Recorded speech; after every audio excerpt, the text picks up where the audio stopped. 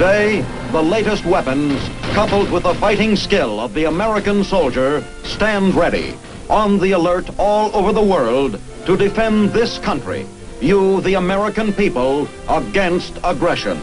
This is The Big Picture, an official television report to the nation from the United States Army. Now, to show you part of the big picture, here is Sergeant Stuart Queen. Although today we live with a Cold War, with small brush fires of hot war constantly scattered about the world, we sometimes forget how it was when we lived with an all-out hot war.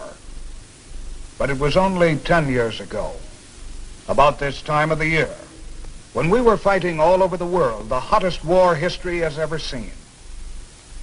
Today we are on the alert, everywhere, to try to prevent this ever happening again.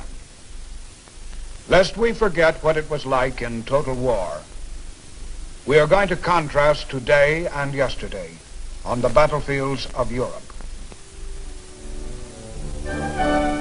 The wind, the sea, and the sand have fickle memories. The ocean and its restless borders do not long honor the footprints of men, however firmly they are planted in history. But there are those who remember a different scene on this beach 10 years ago. I remember Omaha Beach. Early one Tuesday morning, June 6, 1944. Omaha was the worst beach.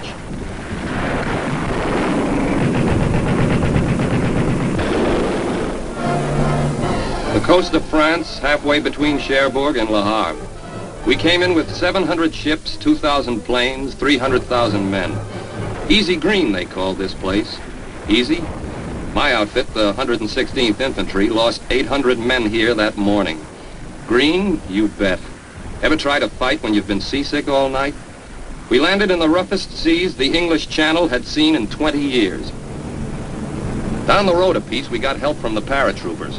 Confused the Germans some. The 101st Airborne Division scattered 7,000 men over a 25-mile stretch. They had it rough. They came in first. 4 hours before we did. These guys were really the first wave in the Normandy invasion.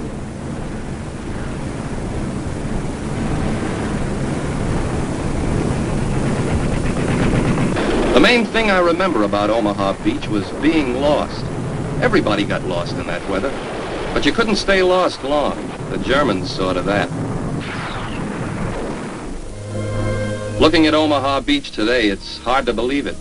It's a mighty funny feeling going back in peacetime and standing on a certain sand dune where, if you'd stuck your head up 10 years ago, you wouldn't be here now. 10 years ago, Normandy's fresh sea air was kind of cluttered with flying objects.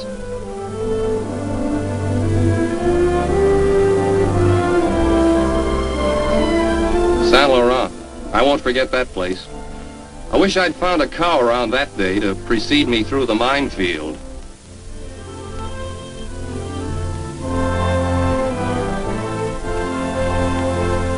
General Eisenhower also came back once after the war. He probably had some peculiar feelings, too, about those who stayed on Omaha Beach. I know how I felt losing half of my squad at Saint Laurent. Another place nearby was Point du Hoc. A bunch of Rangers had to climb up these cliffs under fire. The Germans dropped grenades straight down into their faces, but the Rangers made it. The Germans had heavy fortifications around the Normandy town of Isigny. 3 days after D-Day, we were taking these things out of action. These seacoast towns all had their little canals, and we had to wade them under fire. One of these boats would have come in handy then. On the happier side, one of these wine tankers would fill 50 canteens. Utah Beach had it easier than Omaha. Utah was actually a big mistake.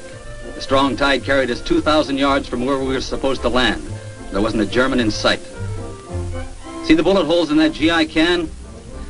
I can't just say we strolled ashore, but Utah was much easier than we expected. For a while, that is. Then the Germans discovered where we were, and our trip inland was very unpleasant.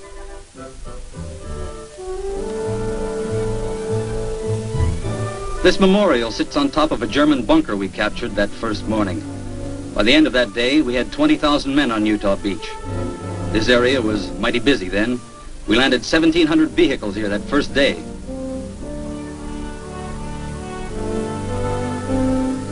Today, Normandy fishermen mend their nets in silence. But I can still remember the woof woof boom of German 88s.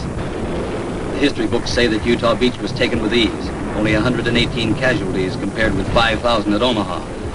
But I picked up a chunk of shrapnel at Utah, and it wasn't easy. Good flying weather helped Utah. 4,000-foot ceiling. 2,000 planes sliced at the Germans behind the hedgerows. A hedgerow is a kind of boundary fence between farms. A mound of earth and a tangle of trees and bushes. Hard to cut through. Perfect ambush country for the enemy. We had to fight through hedgerows all the way to Cherbourg. 9th Division, 1st Army. Cherbourg was the first big city we tackled. 3 weeks after D-Day. We surrounded the city first and asked them politely to surrender. But they wouldn't surrender, so we had to do it the hard way. Cherbourg gave us the first deep water port for the main drive on into Europe.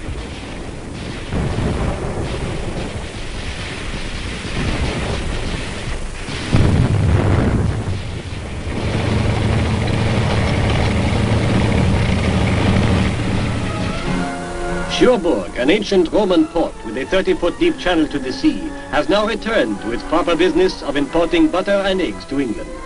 For a long, sad time, we produced butter and eggs for Germany. The occupation was most difficult.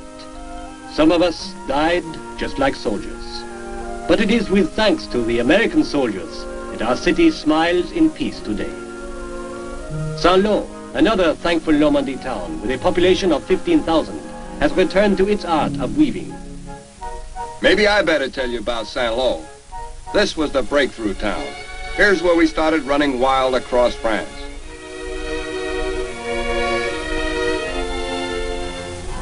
July 19th, 1944, 43 days after the beaches. First with Saint-Lô was the hedgerow fighting.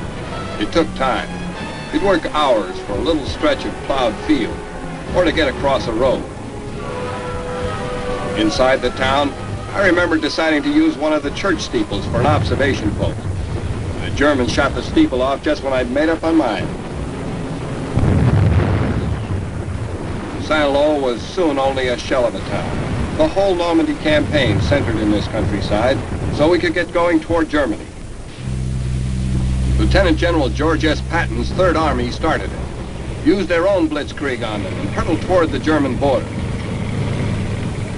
Battlefields overlap in Europe's long history of warfare. Here at Voisin Cemetery lie American dead from Chateau Thierry and Soissons in World War I. I've heard my dad talk about the trench warfare in World War I. I never saw any trenches. Not 10 years ago here in Aachen. There were shell holes in the streets, sure, but we never had time to dig trenches. There weren't any hot dog stands around in those days, just C rations, K rations. Every building was torn to pieces. Aachen was the first large German city to surrender. We took Aachen on October 21, 1944. Then, unfortunately, the weather got real bad and we bogged down in the mud. The way I remember these fields, the cows were lying around with their legs sticking up. We found C rations tasted better than these Aachen turnips. This was Siegfried Line country, Dragon's Teeth. They're planting turnips again now where we planted Germans. This was the German West Wall. They held us here for 3 months. It was along here that we found we weren't exactly liberating anybody. Here the people were German. The Germans remember Aachen too. A war is sad for both sides. Metz. Now there was hard fighting ahead for the industrial heart of Germany. Metz took time, even after we took the city. Several nearby forts held out. Took us from Thanksgiving almost till Christmas. I didn't know till later that we'd taken one of the strongest fort towns in Europe. I didn't know till later that Metz on the Moselle was a very historic city boasting 14 bridges, 10 city gates, and a 13th century cathedral. I was too busy trying to knock them down all the time. I've also since learned that Metz has been a battlefield dozens of times in the last few hundred years. It's gotten kind of used to rebuilding. 10 years ago, these railroad yards were pulverized. British and American planes established a milk run. One raid on November 17, 1944 had 2,350 bombers.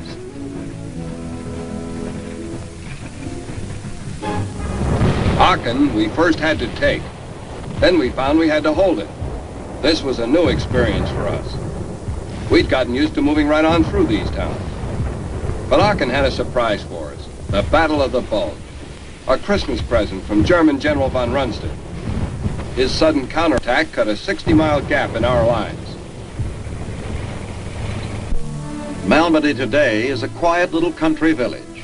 7,000 population, mostly German. The townspeople here had nothing to do with the Malmedy massacre. That was settled by the war crimes trials later. But Malmedy will remain, through the years, a memorial to one of the worst atrocities ever perpetrated against American soldiers. Visitors, straying off the usual tourist routes, find here a unique monument to these dead. It was erected by the Belgian people. Each little bronze plate bears an American soldier's name. There are 84 nameplates here.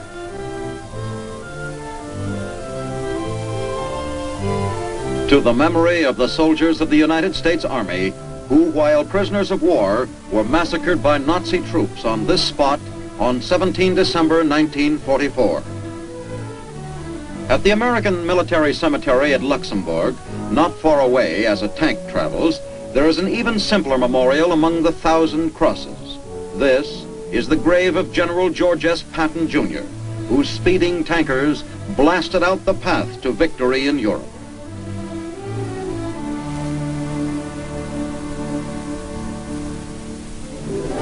Bastogne.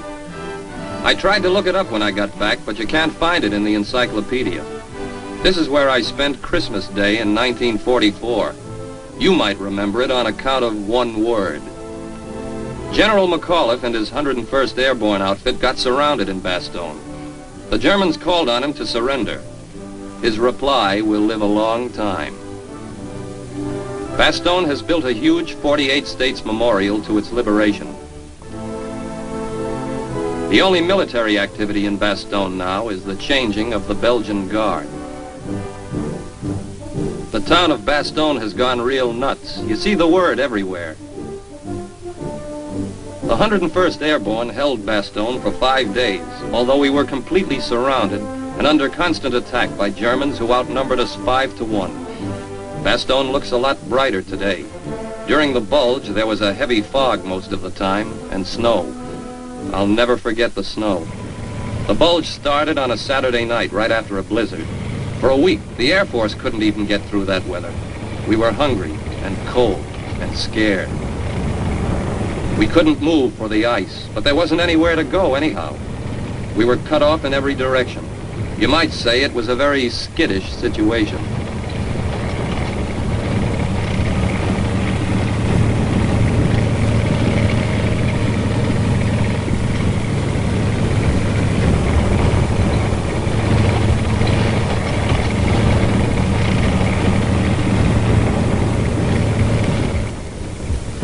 Outside Bastogne in the freezing woods, we never knew whether the fellow behind the next tree was an American or a German. Many Germans had put on American uniforms for this fight. I don't know how Guadalcanal or Okinawa was, but after the cold of Bastogne, I'd rather fight my next war in the Pacific. Every vehicle that we could thaw out, we turned into a kind of rescue unit. Small groups were constantly getting surrounded until a rescue team could fight through to them. I spent 2 days shivering and shooting in these woods till a tank rescued us. It wasn't until the day after Christmas, 10 days after the Bulge began, that the 4th Armored Division got through and rescued the town of Bastogne. Then it was suddenly all over. Almost. Germans started surrendering all around. The end was in sight. The end was in sight. Here's how I felt about it. Cold, wet, tired of lugging boats. What's a soldier got to do with boats? I learned in the middle of the Ruhr River, in the middle of winter. The Germans had blown up all the bridges. We had orders to cross by boat, and that's what we did. Or at least some of us did.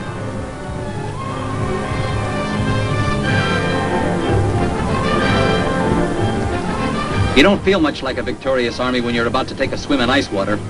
The current was running like a wild bulldozer. The freezing wind frosted your eyelashes. And all you could do was just sit there and wait for it to happen.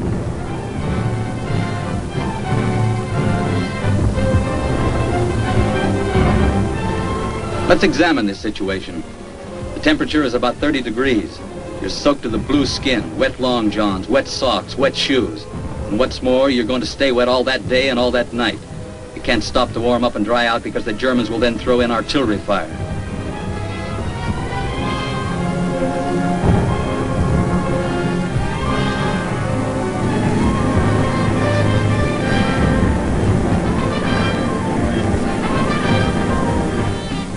On the Rhine River, the city of Cologne has quickly rebuilt itself. There's a carnival there now. The civilian population undoubtedly prefers the sound of the merry-go-round to the rising drone of bombers coming over. Cologne was bombed for years. Early in the war, on May 30th, 1942, 2,000 planes bombed Cologne for 90 minutes solid. This one single raid destroyed 5,000 acres in the middle of the city of Cologne.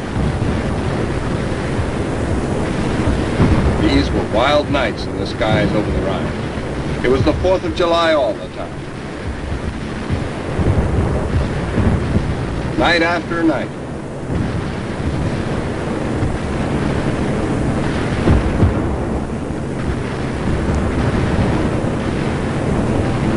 Day after day, Allied planes headed for the German industrial cities, vapor trails flying. This made things a lot easier when we got there on the ground. Talk about precision bombing. These flyboys destroyed the city of Cologne, leaving the 12th century cathedral sticking up like a scarecrow in the middle of town.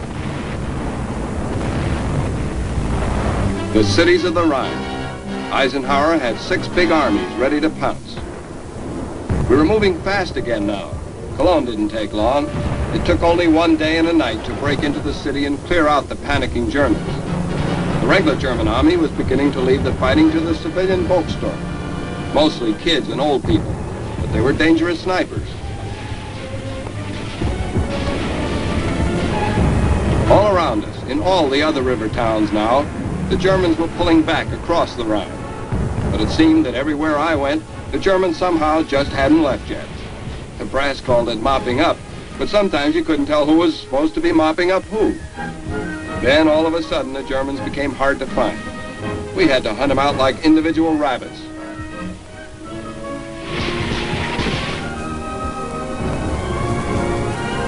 This was the beginning of the Victory March. There was something in the air in those days. We'd heard about a bridge left standing on the Rhine, and whole units of Germans began surrendering without a fight.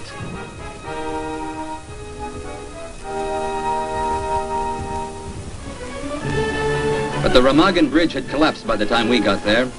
It had held up under German shell fire for 10 days, enough time for 5 divisions to cross over, but not us. We were ordered to stay here and clean up the mess. Back into the ice water again. I'm not complaining. I understand the boys who did get across the river complained about the heat. The Germans made the other bank pretty hot. But I stayed frozen and wet for weeks on the Rhine River, while the war left me far behind.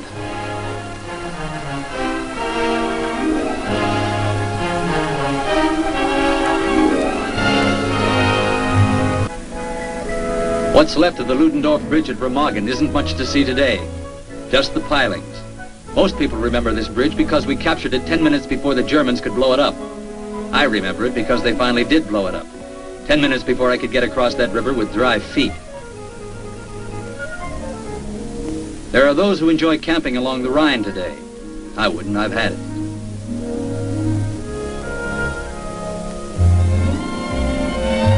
The last time I saw Dortmund, 2,000 heavy bombers had just dropped 6,000 tons of high explosive into this factory district.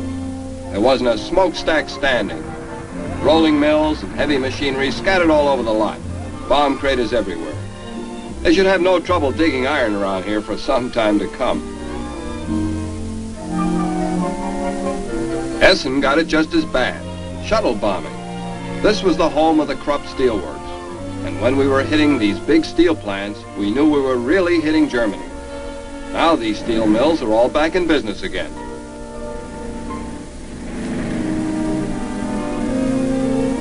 Dusseldorf, on the right bank of the Rhine, it was on the wrong bank 10 years ago, it's a town of many little bridges. All these bridges were down the last time I saw it, and you had to wade through the town. Pretty scene today, but you can see how a boat in that river was a sitting duck for guns over on the bank.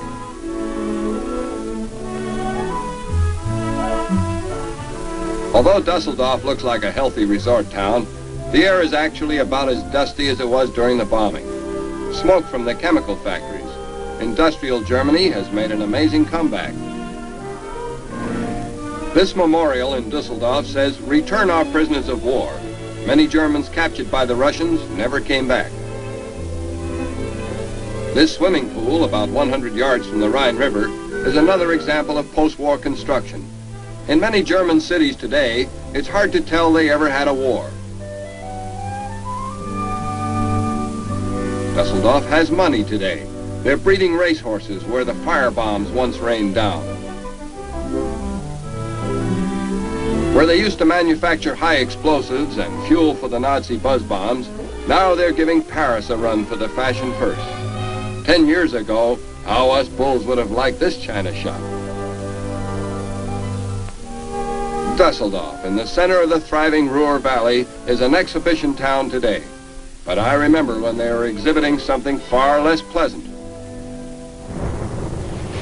Some Germans in the last days of the war exhibited an unpleasant tendency to shoot when they were supposed to be surrendering. And there's nothing so discouraging as the prospect of getting yourself killed off in the last days of a war. It just ain't fair. The injustice of this we had to impress strongly upon the remains of the Wehrmacht. Toward the end of a war, you suddenly begin to realize how dog-tired you are. Before, for months, you really haven't had time to think about it. Then, as you march through the rubble of your last defeated city, you're suddenly civilian tired, fed up, ain't gonna study war no more. My last city was Nuremberg, 42nd Division, 7th Army, April 20th, 1945. I understand this place was famous for the manufacture of toys. In my time, it was famous for the manufacture of a very fine brick dust. That's about all that was left of Nuremberg. There wasn't much infantry fighting here. The Germans were licked and knew it. And as we moved down these crazy streets, we couldn't help but remember that this was Hitler's town. This was where Hitler used to stage his mammoth rallies, probably the greatest show any one man ever staged. This was back in 1937.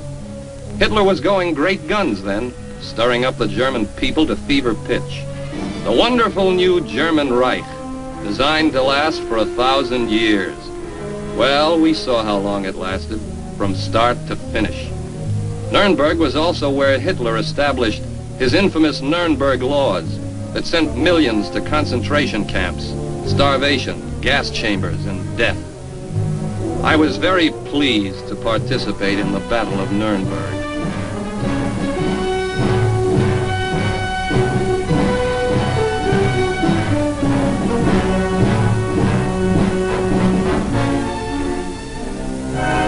How Nuremberg ever rebuilt after this, I can't imagine.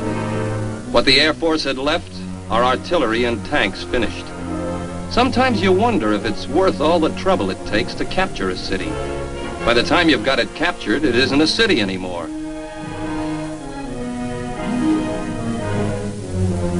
Hitler's famous rallying place, the biggest stadium in the world, now only echoed to the ghosts of goose-stepping Nazis and Hitler's raving speeches. Other Hitler ghosts were now being hunted down like the murderers they were. Soon the war crimes trials would take care of the Hitler gang. These evil men who caused that war should have been sent on a world tour to personally beg forgiveness of every mother and father, wife and son. Nuremberg rebuilt quickly. Its thriving industry and bustling people rival any city in Europe today. It is hard to believe that these streets, once reduced to rubble, could in only 10 short years erase every scar of war. A monument to the ability of the German people. These people, once our deadly enemies, have now arisen from the shame of Hitler to stand beside us against the Russian plan for world conquest. The stadium that once saw swastikas flying now sees polka dancing with a touch of American jazz. Nuremberg today, arisen from the ashes of war, is typical of Germany and most of Europe. The marks of war now remain primarily in the minds of we who lived it. The turn of years is rapidly losing World War II in the misty past. Before our personal memories of suffering are also lost, we who lived World War II must spare no effort in preventing a recurrence of this, so future generations may play on our past battlefields. 10 years ago. We cannot know what the next 10 years will bring. We can hope that these small scattered brush fires of hot war will burn themselves out, and that the Cold War will slowly melt into international understanding and peace. We prepared to prevent what was happening 10 years ago. Our military preparedness is designed to keep beaches clean, cities unafraid, fields unsown with steel. We pray that Americans never again need visit these places in fury. Now this is Sergeant Stuart Queen inviting you to be with us again next week for another look at the big picture, the United States Army in action. The Big Picture is a weekly television report to the nation on the activities of the Army at home and overseas. Produced by the Signal Corps Pictorial Center.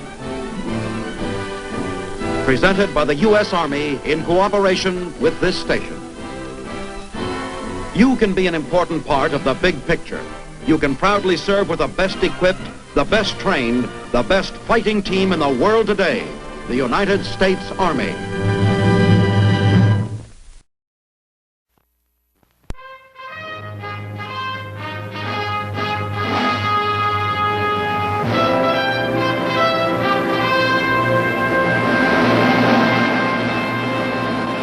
This is The Big Picture, an official television report of the United States Army, produced for the armed forces and the American people. Now, to show you part of the big picture, here is Master Sergeant Stuart Queen. Nearly everyone knows that a modern army, your army, bears little resemblance to the armed militia of 100 years ago.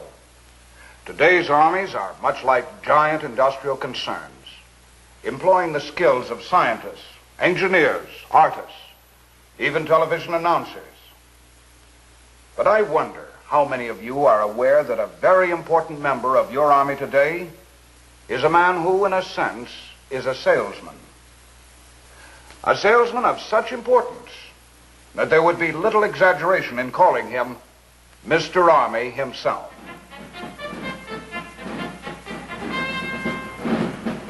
This is an Army recruiting sergeant, a man who with one name or another is to be found in almost every city and town in the United States. He is for millions of Americans their first contact with military service, a man who has launched some of the most famous military careers in our nation's history.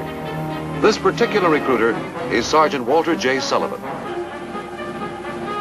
His territory is Times Square, New York City, the heart of an American community in which live and work some 8 million Americans, citizens of a peaceful nation who can go about their daily concerns in peace because they are a law-abiding people. America is a nation with good laws, amply enforced by dedicated men in uniform, by such men as this New York City policeman. I wonder if you could give me a little information. Certainly. How do you get to Madison Square Garden from here? Walk over 1 block, turn right 6. Over 1, right and up 6. Thank you very much. Beside this police information booth, in what has been called the crossroads of America, is another information booth where a different kind of information is dispensed by men in a different style of uniform. This is an armed forces information booth, and the knowledge available here is of interest to more than the citizens of New York City. It is information of vital concern to all the 160 million American people. These men are members of uniformed forces dedicated to the maintenance of peace in a world which is neither orderly nor always lawful. Good luck and goodbye. Well, I'm anxious to get into the right spot in the Army. I understand. And believe me, the Army is just as anxious to see you in the right spot as you are to get there. Any man is bound to do a better job in something he's interested in. In fact, under this new Reserve for You program, you can pick your specialty before signing up. If you're both high school graduates, that is.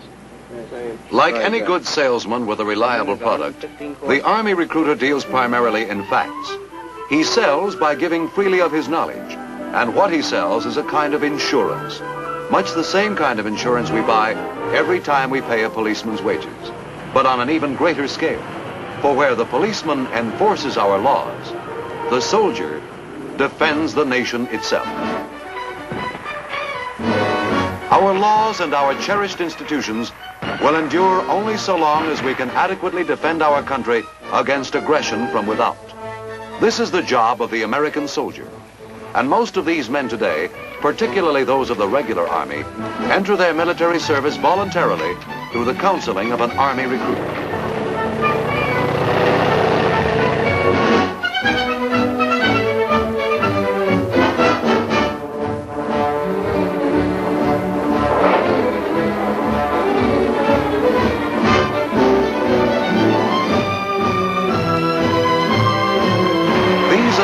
Who win the laurels, who man the tanks or the guided missiles, who, as the recruiting posters say, join the Army and see the world. But the man who brings them here is as vital as the best of them. For the men who fire the guns or unleash the guided missiles began their careers in the office of an Army recruiting sergeant. The recruiting sergeant is a man of rather special character and talent. A man, for instance, like Sergeant Walter Helgeson of Milwaukee, Wisconsin. The Army wants you to have your high school diploma. We need educated men and women today more than ever before. We cannot match the enemies of democracy with quantity. There are just too many of them. But we can beat them with the quality of our men and women, educated citizens and educated soldiers. This is why the Army urges you to go on to college if at all possible. But if you cannot go on to college at the present time, you can continue your education while in the Army. We have a program reserved for you which guarantees you the school of your choice even before you enlist in the regular Army. This booklet lists over 150 schools from which you may select two. They range from atomic research, electronics, guided missiles, through motor maintenance, photography, and many other fields. There isn't a career field in civilian life which we don't have in the Army. Instead of just marking time while in the Army, why not make time through a choice, not chance, in your United States Army? Your choice of schooling, your choice of branch assignment, your choice of an overseas area, your choice of an enlistment period. For most of these young men, the recruiting sergeant is the first contact with military service. To meet their needs, he must be at once advisor, expert counselor, friend, and second father. Sergeant Helgeson knows his fellow townsmen. His own hometown is nearby Kenosha, Wisconsin. Above all, he is interested in these young men and what they will make of themselves. I want to extend a sincere thank you to you for your fine presentation and for being with us today. Well, thank you much, sir. I always enjoy coming down to Pulaski. You know, I'm amazed when I hear of all the opportunities afforded to young men and young women in the Army these days. It certainly wasn't that way when I went to high school. No, sir. No matter what line of endeavor a man wants to get into today, the Army can give him all the necessary training and the practical experience, too. Several of my students have come back to school and talked to me about the Reserved for You program. I wonder if you could tell me something about that. Yes, sir, sure can. This is Reserved for You pamphlet lists over 150 schools. It tells all about these schools, how the men get into them. For instance, here, it lists an electronic course, 42 weeks long, at Fort Bliss, Texas. I'd like to look this all over if I could, and thank you again for being with us. Thank you again, sir. You're welcome.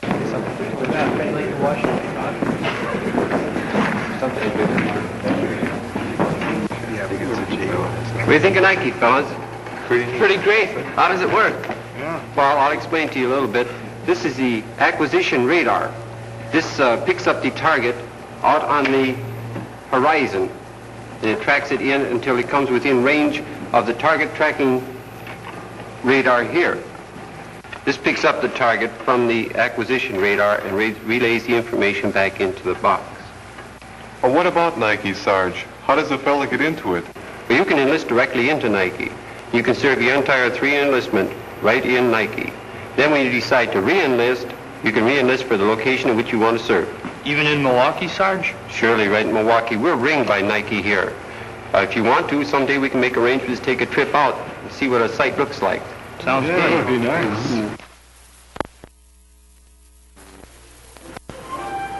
Milwaukee, Wisconsin is a city of some 800,000 people.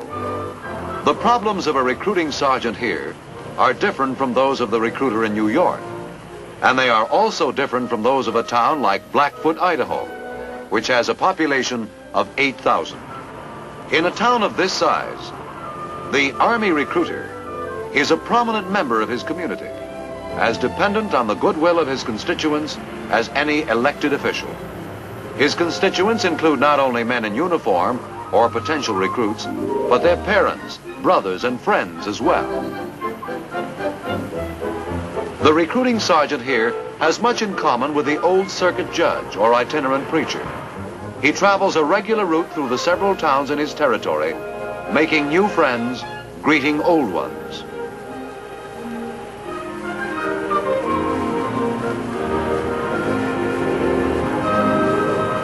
Hey, Mr. Argyle. Hiya. How are you? Fine. Where's the boy? I don't know. Should be here now. His weekly visit often is eagerly awaited by young men who have solicited information or help, as well as by relatives of boys already in service, to whom the sergeant is frequently a bearer of news. 585J, please. Mr. Goodman, this is Sergeant Colvin from the Army Recruiting. I got a letter from Bob yesterday. Yes, ma'am, he tells me he's at Fort Belvoir. I thought I might call and explain what that means. Yes, ma'am, well, actually it's about 30 minutes outside Washington, D.C. Hi, Sergeant Colvin. Yes, ma'am. Well, that's what we call the Army Engineer Center. While he's going to school there, he will learn to build bridges and other types of construction work like that.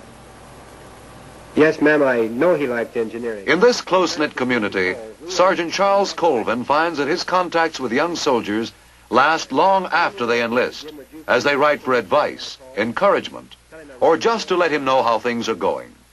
He also gets to know them sometime before they're eligible for service. Here, for example, are the twin sons of Mr. Argyle. Yes, they're here. Good. Hi, man. Well, hi, Sarge. They're waiting for you. Yeah, we saw you at the phone and we came in. I was talking to Bob Goodman's mother. You recall Bob? Sure do. Well, say, it's almost graduation time. What happens to you guys now? Well, I don't know whether I want to go into diesel mechanics or into diesel engineering. Well, if you're going on to college, fine. We really encourage that. But if not, I can enlist you right directly into a diesel mechanics school, and you'll get some awfully good training and some good on-the-job experience.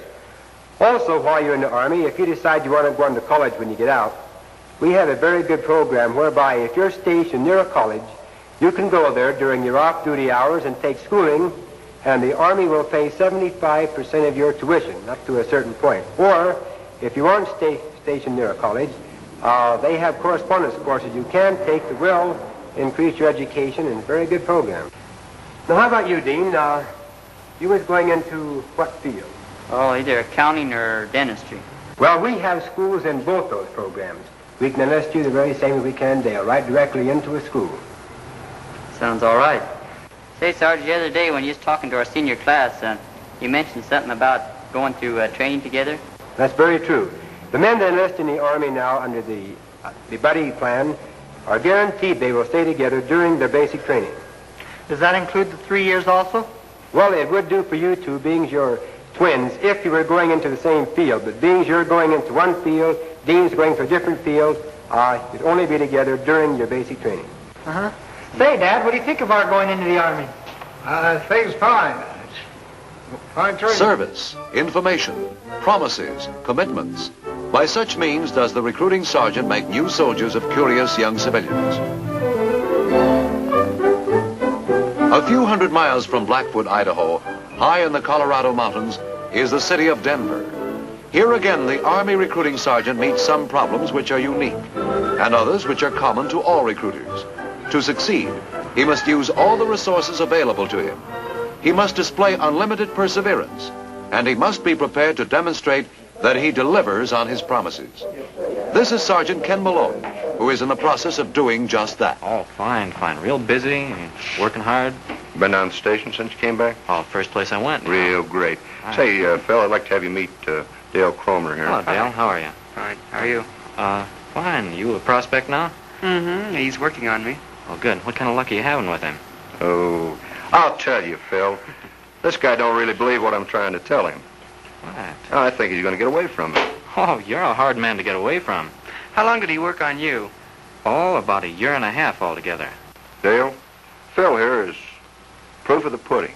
He was working in a Denver television station, and now he's doing TV for the Army. He enlisted for regular Army, asked for a specific assignment, and that's exactly what he's got. Are you sorry, Phil? No, sir. If I'd waited for the draft, I doubt very much if I'd be doing what I am now. Did you go directly into television when you enlisted? No, I took 8 weeks of basic training. Then right on to the Army Pictorial Center in New York City. That's the headquarters of Army Television. Dale, you're interested in this electronics, aren't you? Yeah, that's right. Well, the day you enlist in the regular Army, the school you'd like to go to will be your assignment after the basic training, of course. 2 minutes ago, Sergeant Malone. Thanks, Walt. As I was saying, when you go RA, you've made a choice and not just taken a chance. You're well qualified for the electronics school. I just don't see how you could miss. But Sarge, for 3 years? Huh. You know, Dale, I said that same thing to Ken just about a year ago. But now that I've been in, well, I can see that that extra year is going to be pretty valuable to me in the practical experience I've got and also the technical training I've gotten. Phil's working in his field and doing just exactly what he wants to do. Let's go, Sergeant. Be right with you. And so it goes. In New York, in Milwaukee, in Blackfoot, Idaho, in Denver, Colorado, the recruiting sergeant, Mr. Army, answers questions, examines possibilities, gives advice. This is Army Sergeant Ken Malone with your Know Your Army show, presented each week by KOA TV and your United States Army Recruiting Service. Tonight we're going to take up the Army Reserve and National Guard. We've had questions coming in all week about them, and I think we can answer them tonight. This is San Antonio, Texas, home of the Alamo, a city with a military tradition all its own.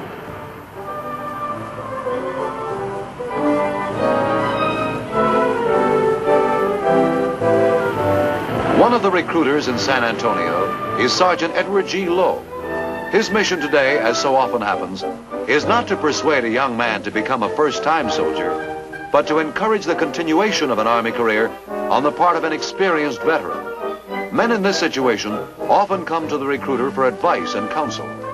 He is, after all, a man of similar background and experience, and is often an old friend. Yes, he does.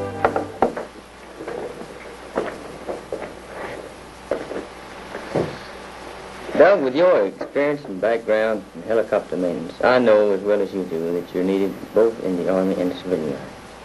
Well, Ed, I almost stayed in. I really liked the service. You know, I volunteered the first time, but things have changed a little bit now. I have 2 children, and my wife has her heart set on settling down, buying a home. Maybe that could be arranged.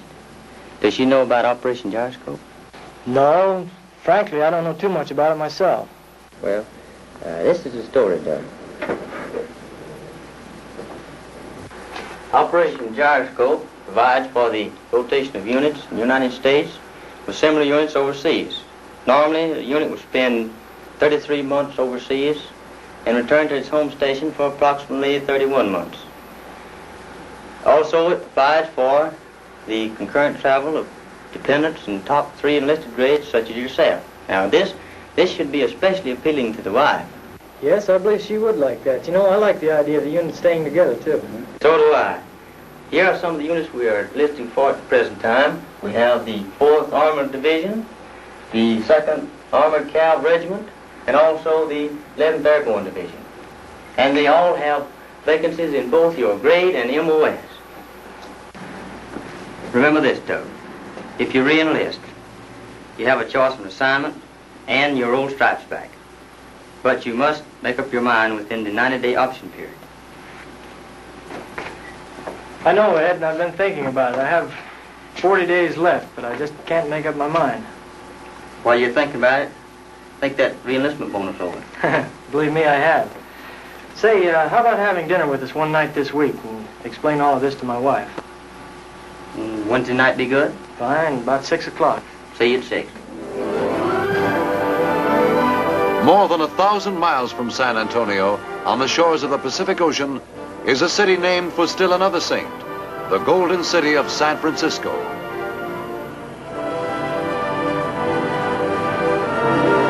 Here in San Francisco, another Mr. Army, Sergeant Donald Shadell, plays host and travel guide to a group of ROTC students from San Francisco's high schools, explaining to them one of the reasons their peaceful Pacific has remained that way.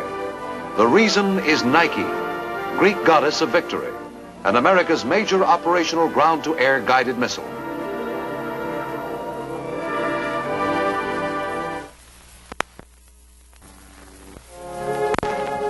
American cities and industrial centers today are ringed with batteries of these supersonic deadly answers to the threat of surprise attack.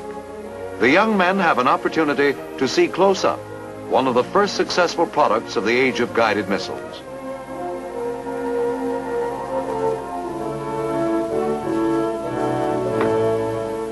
This is the missile fueling area. These missiles are fueled here prior to being placed in the storage area.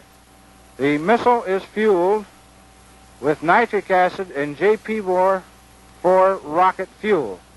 The JP4 rocket fuel is a high-grade kerosene or a low-grade gasoline.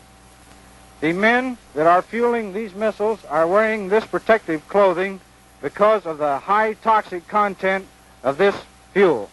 Is there any questions?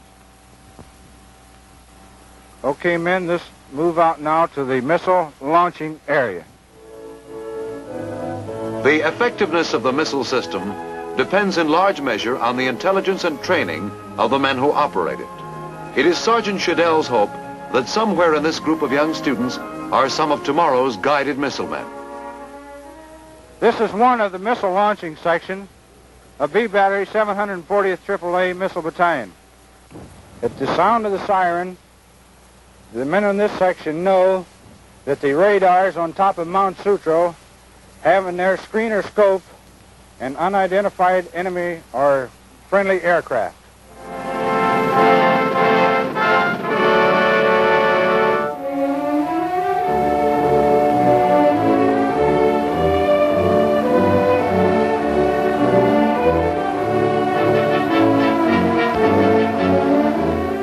Field trips such as this, which acquaint America's future defenders with the tools and weapons they will use during their tour of military duty, are an annual event in San Francisco. They represent the coordinated efforts of local Army recruiters and the city's top officials. This is San Francisco's mayor, the Honorable George Christopher, who, like civic officials throughout the country, is well aware that building an adequate defense system is one of our most pressing problems. He may enlist for anti-aircraft command, and after a brief basic training, he is integrated into the Nike program. Thank you. That's very interesting indeed. You know, Sergeant, one of the unpleasant truths which must concern any civic official of our times is the fact that scientific advances during the past decade especially have eliminated, and probably forever, the so-called non-combatant. Nuclear weapons and guided missiles have indeed left us no place to hide. Fortunately, these same advances are also providing us with increasingly effective means of defense for our cities and for our industries. Among the most important of these defenses are the numerous Nike guided missile batteries which encircle our major cities. Now, as mayor of one of the largest of those cities, I am especially pleased to learn that through the Army's new assignment policy, it is often possible for many of our young soldiers to be stationed in one of the Nike battalions of their own native city. This program, which enables many young men to participate directly in the defense of their own home, seems to me an especially appropriate feature of our American tradition, which had its origin with the Minutemen of the Revolutionary War. I am happy at this time to add my name to the nationwide tribute for another American institution, the generally unsung hero of military life, the recruiting sergeant. There is, I believe, a slogan which says that the voluntary way is the American way. These dedicated young men play a big part in keeping that tradition alive. And Sergeant, I want to congratulate you and certainly wish you well in the future. It's a great cause and a great program that's being initiated by our government, and I certainly want to wish you well. Thank you, sir. Soldiering today is one of the most complex occupations to which a young man can aspire. From time immemorial, the soldier has been a man young in years, with a strong body and a clear head. Today, he must also be a man of considerable intelligence, for the tasks to which he may turn his hand within the Army are as varied and as challenging as any to be found in our modern, highly mechanized society. The man who enlists in a modern army begins a program of learning which will make of him something more than a fighting man, though he will be that too. The competent fighting man of today is also engineer, mechanic, electronic specialist, or missile man. Often he must be a little of all these specialties rolled into one.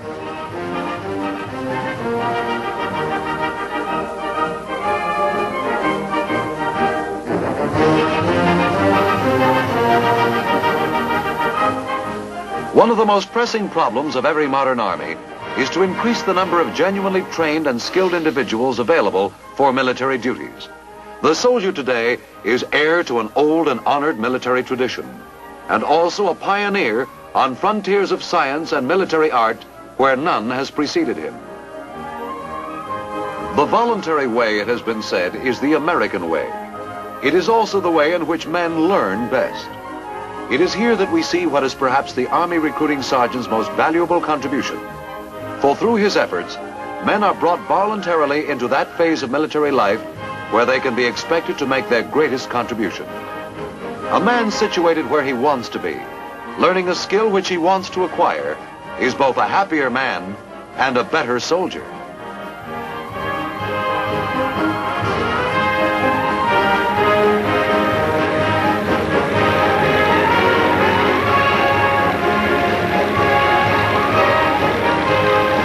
Many of the weapons and other devices which form a part of a soldier's training today scarcely existed in World War II, or even a decade ago. Combat television, for example, is spreading through our armed forces both as a training device and as an important tool of combat commanders who can now realize a military commander's dream of having his crucial combat areas under his eye at all times. Operators of this combat television system are but a few of the men engaged in previously unheard of tasks within the Army.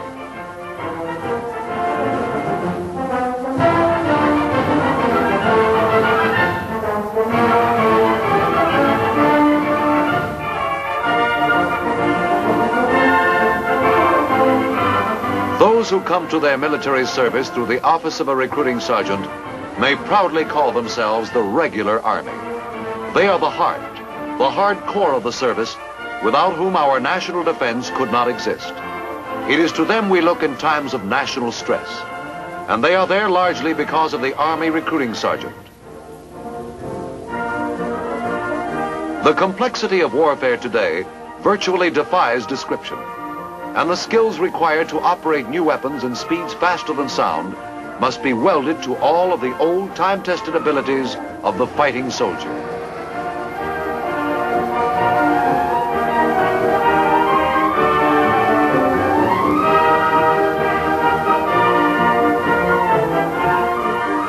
The recruiting sergeant, Mr. Army. You will see him tomorrow, next week, on the streets of cities all over America. And when you see him, mark him well, for it is through his unstinting service to duty that we sustain the military strength which protects us all. Soldier, salesman, diplomat, teacher, and friend. This, Mr. Army, is a most valuable citizen.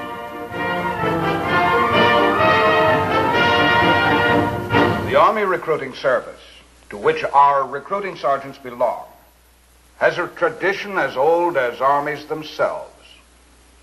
A career soldier who knows and loves the service. He is the ideal man for helping the younger generation begin its military career with the right foot forward. Now, this is Sergeant Stuart Queen, inviting you to be with us again next week for another look at the big picture. The Big Picture is an official television report for the armed forces and the American people. Produced by the Army Pictorial Center. Presented by the United States Army in cooperation with this station.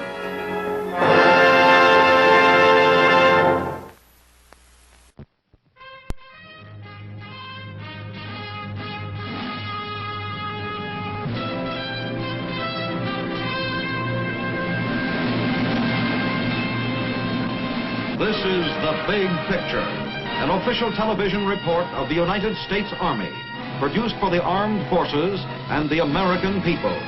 Now, to show you part of the big picture, here is Master Sergeant Stuart Queen. There is today an increasing awareness among Americans that preservation of our way of life requires constant vigilance. We accept heavier military budgets as the price for that vigilance. At the same time, we can offer a greater willingness to understand the problems of our protecting services. On the personal side, too, there has been a happy development. The citizen has come to recognize the military as a cross-section of his own American neighbors. He also finds daily contributions made by the military to his community life. In turn, he has been welcoming the military man to a fuller participation in his own activities. Nowhere has this growing understanding and affection borne happier results than in the city of Alexandria, Virginia. Georgian brick buildings and quiet tree-shaded streets, many of them built by Hessian soldiers after the Revolutionary War, give to Alexandria the imprint of history, a history that dates back as far as 1695. For its citizens of tomorrow, the latest in educational facilities recaptures the flavor of that past. Pride in history has not blurred vision. Today, the city has become a center for electronic research, a logical growth from an earlier industrial era, and an even earlier position as the agricultural market for Northern Virginia. Old Farmers Market still stands in dramatic contrast. Behind rises the modern Georgian building that houses the city's municipal offices. Old and new are never far apart. Here, George Washington recruited his first command. From its steps made his last public appearance. The old apothecary's shop knew our first president as a customer, and an order signed by Martha Washington may still be read. The lady watched carefully over the welfare of a large family of plantation workers. Her order was for 1 gallon of castor oil.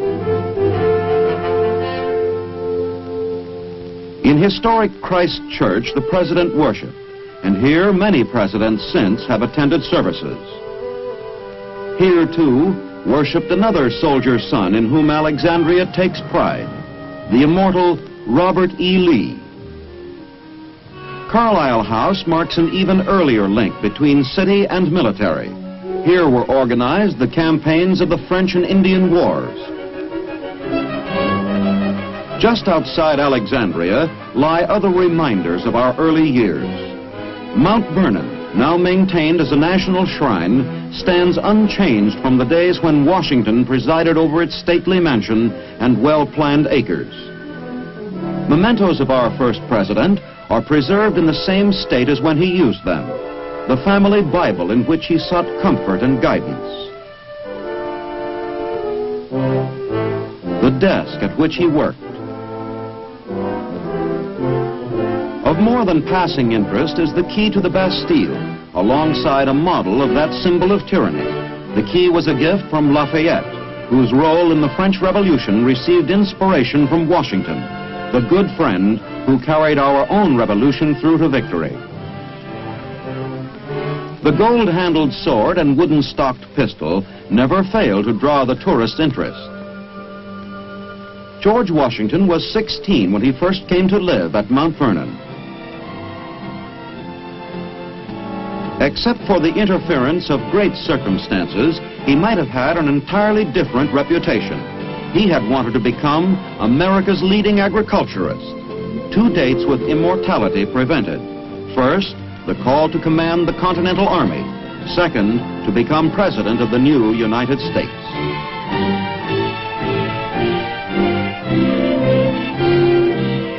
After each mission, he hurried back to the peace and beauty of Mount Vernon. But after that second call, there was little time, a mere 3 years before his death in 1799. By actual count, over 1 million visitors each year pause to pay homage before the final resting place of the father of our country.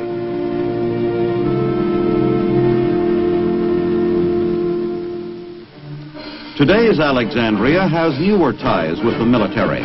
Only a stone's throw away stands the Pentagon, that citadel where our combined forces for defense plan for the maintenance of the peace and the preservation of our way of life.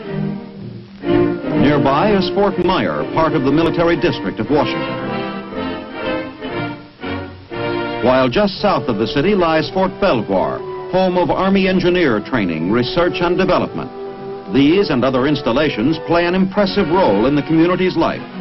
Alexandria's population finds economic benefits from the large Army community living among them.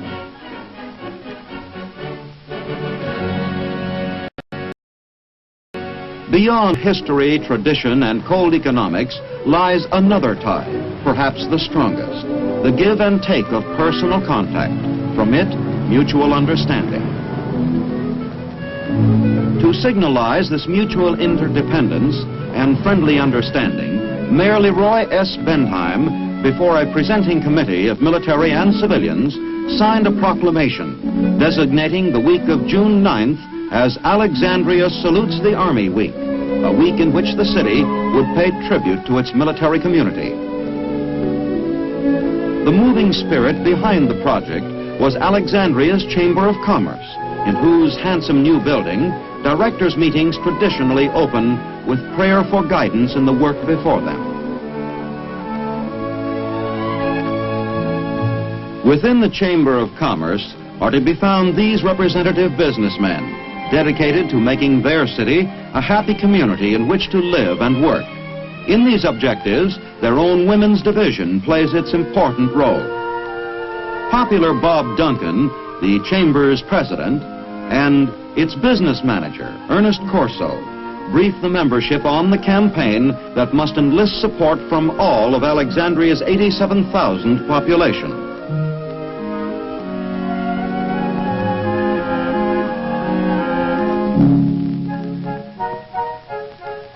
Set up by the Chamber of Commerce is a steering committee of more than 40 civilian and military leaders of the community. These include representatives of church, civic, fraternal, and veteran groups, along with officers and enlisted men from the local military installations. The steering committee is, in turn, assisted by 25 subcommittees, each with 3 to 5 members.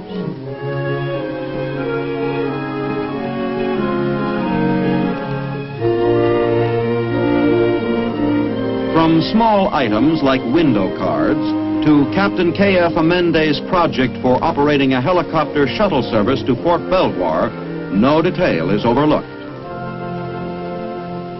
Capable management plus enthusiasm and cooperation bring into reality the long-awaited June 9th. The streets of Alexandria are in holiday dress. Their shop fronts compete to combine attractive window display with the spirit of the program. Where possible, they present, too, reminders of the city's historic past. Appropriately, the new Army uniform is featured for men, nor is the new feminine look forgotten in my ladies' shops. The hotel named for George Mason is the scene of daily luncheons given by each of Alexandria's civic groups. Here at the Kiwanis gathering, Major General John G. Van Houten, Commanding General of the Military District of Washington, is introduced as honored guest speaker.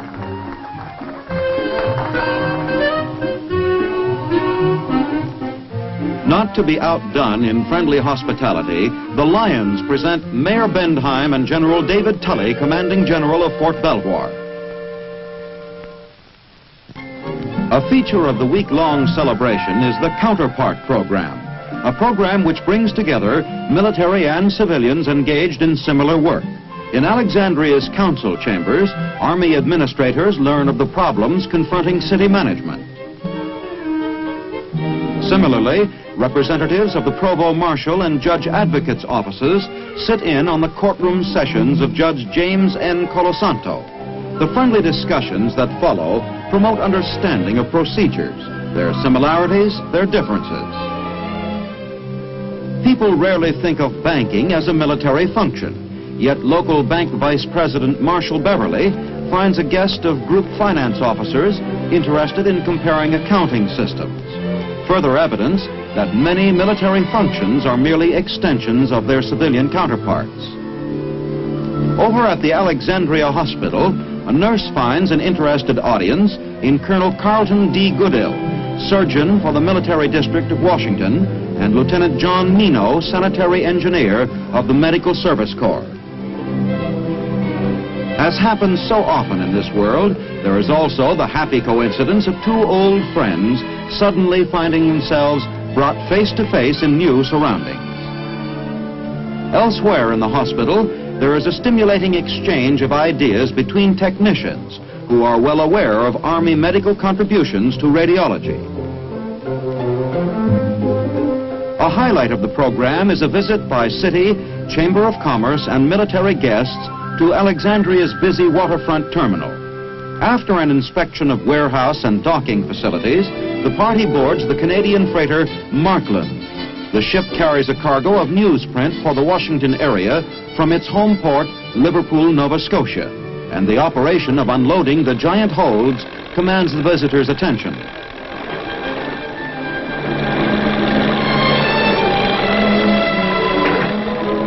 As neighbors in the community, the military is understandably interested in Alexandria's role as a port of call for foreign shipping. This interest is not restricted to transportation personnel who find counterparts to their own work in the activities around them. Engineers from Fort Belvoir are even more vitally involved. Plans are now underway to revive and expand the city's former importance in overseas commerce. One phase of the plan calls for dredging and deepening the harbor to accommodate ships of greater draft. When this operation is undertaken, Army engineers and city interests will be found working in even closer cooperation.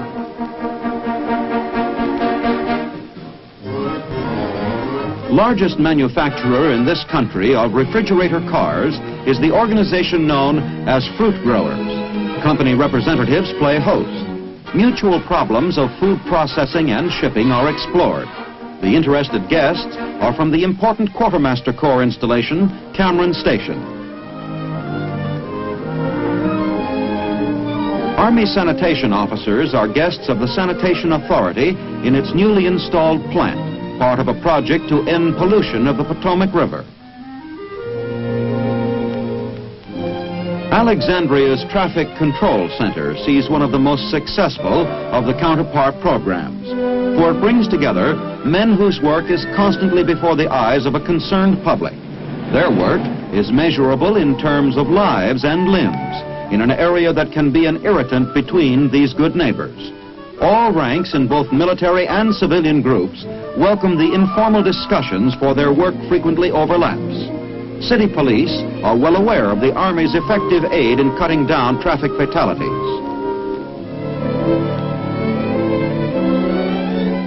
The city's traffic director and his counterpart from Fort Belvoir look to continued cooperation for safety on street and highway.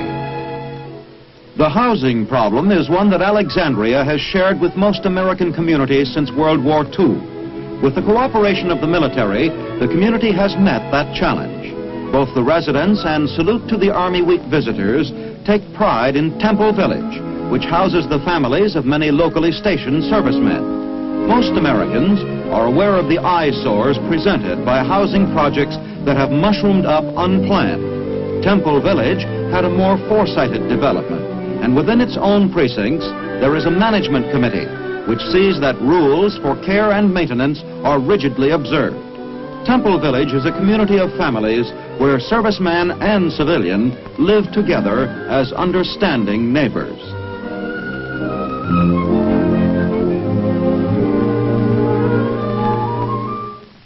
The city's small fry add their bit to saluting the Army and get a thrill themselves when the first ball is thrown out by Colonel David L. Edwards, Chief of Staff, Military District of Washington. The distaff side is not forgotten, and a luncheon of the Women's Division is to hear a talk by WAC Major Violet M. Burkhardt. It also honors guest Betty Carey. Mrs. Carey has been selected by the magazine U.S. Lady as Lady of the Month. The wife of an Army Master Sergeant, she is herself employed in the Pentagon. Nevertheless, Mrs. Carey has found time to raise her own family, an adopted war orphan, and to arrange for the adoption of other unfortunate waifs. In honoring her, the Women's Division honors the embodiment of American womanhood in a member of the military community.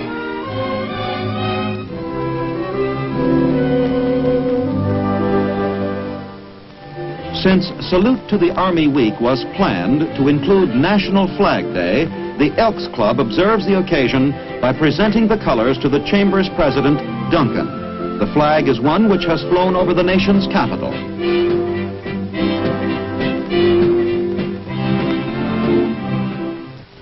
A landmark of the area is the 333-foot-high replica of the ancient lighthouse of Alexandria, Egypt. This is the well-known Masonic memorial to George Washington.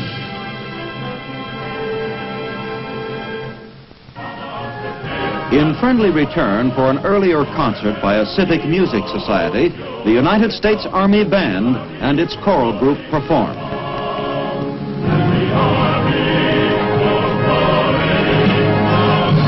And what more appropriate setting than this commanding site chosen by his brother Masons to honor our first president?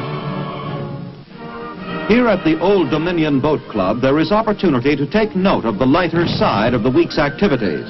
Today's event is the Gunston Cove Sailing Regatta. It's an annual event that takes on greater importance for Alexandrians this year. Sponsored by the Potomac River Sailing Association, the race starts at the Old Dominion Boat Club in Alexandria and moves downriver to a point just below Fort Belvoir Boat Club.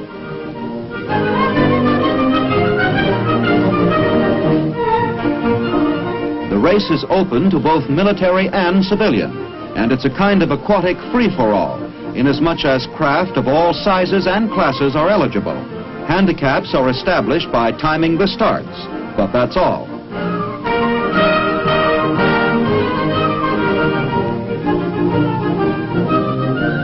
Because there are no limitations, entries frequently total as many as 100 contestants.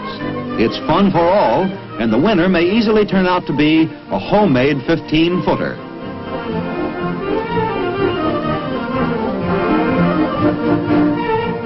Traditionally, the winner of the regatta is presented with the Belvoir Cup by a high-ranking member of the Army. This year, it is Colonel Ray Adams, Fort Belvoir's Chief of Staff, who awards the trophy. Besides sporting events, Alexandria offers a program of top-notch entertainment.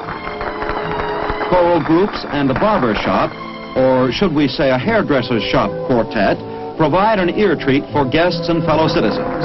There's a full bill of carefully rehearsed variety acts on the stage of a local school auditorium.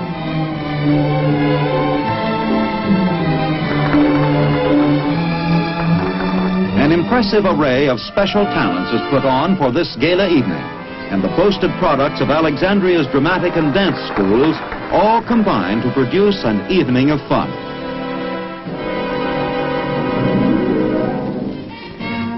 The lighter side of such a week must include a chance for pretty girls to show off their best gowns.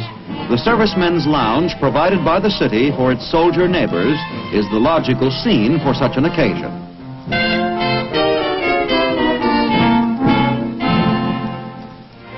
To cap the evening's fun, there is the crowning of Miss Alexandria Salutes the Army. The week's program chairman, Bob Mitchell, does the honors for a happy Mrs. John Rose of Cameron Station.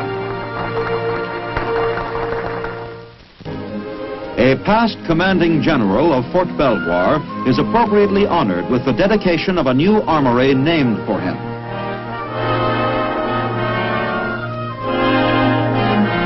The occasion is also marked by the very first public display of the new United States Army flag, the same flag which now stands in the White House.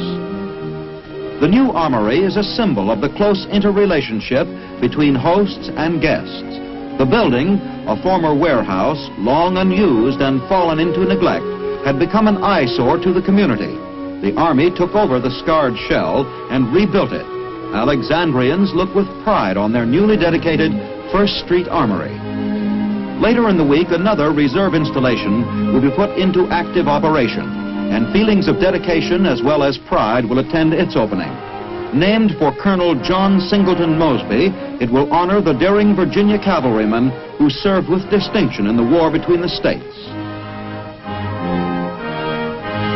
The A.C. Lieber Training Center is formally dedicated by Major General C. Rodney Smith, who stresses the ties that have traditionally bound the Army and its host city. It is worth noting in this connection that almost all of the Chamber of Commerce directors, as well as the civic leaders directing the Salute to the Army Week celebration, are themselves members or former members of local reserve units.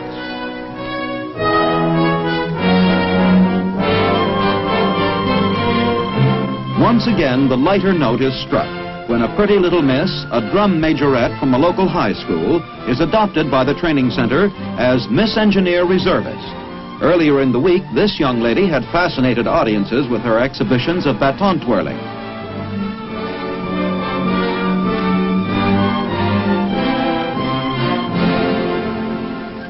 An additional bit of color is given to the ceremonies by the appearance of the Mount Vernon Guards Fife and Drum Corps. Sponsored by the Civitans, these future reservists add an appropriate note of pageantry.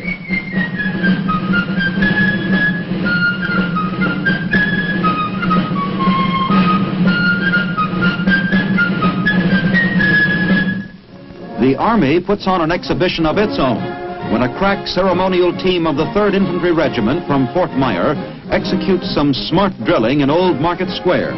It was here that George Washington first drilled his own troops. Our earliest commanding general would have been quite as impressed as this generation of Alexandrians, for the men from Fort Myer are executing their movements without benefit of spoken commands.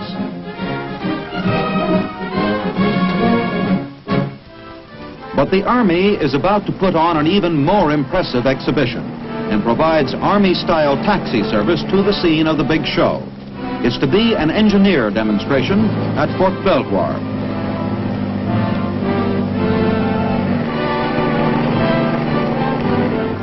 Grandstands have been erected to accommodate the expectant Alexandrians. They will now see Uncle Sam's combat engineers in action.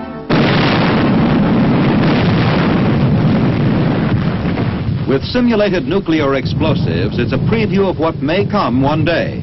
Best reason in the world for keeping our defenses strong. Today's demonstration is an assault river crossing in which combat techniques, equipment, and unit organization are adapted to a modern concept for battle in an atomic war.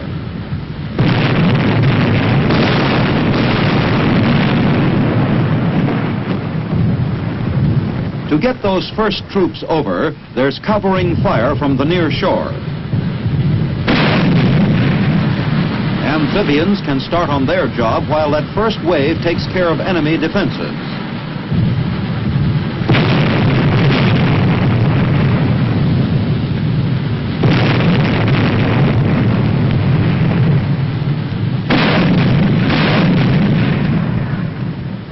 Helicopters carry over additional troops and materiel, despite enemy efforts to knock them down.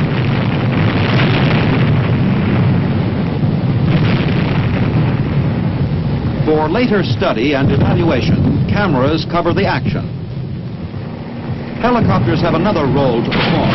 From rear areas, they bring up the pontons and wide variety of craft needed to secure our foothold.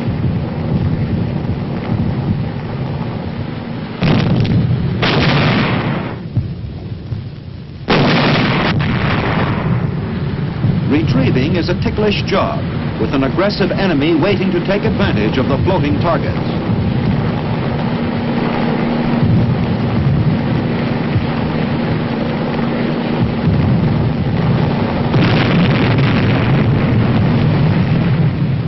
Combat engineers live up to their reputation. Now, as opposition stiffens, they must operate under heavier gunfire. Tricky currents in the rapidly moving stream make their task an even tougher job to accomplish.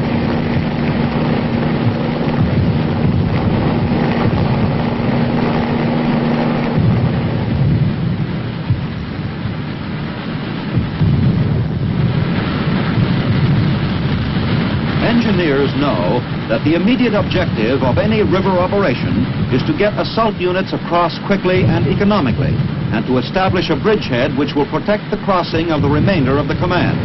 Our attacking forces can depend upon these Army engineers to provide the means for that crossing.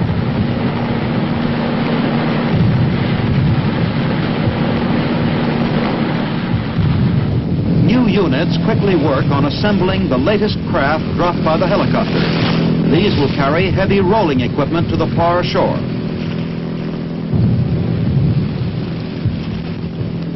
Enemy batteries aren't ready yet to call it quits. And there's a direct hit. But the attack is on schedule, and the heavy stuff starts moving over.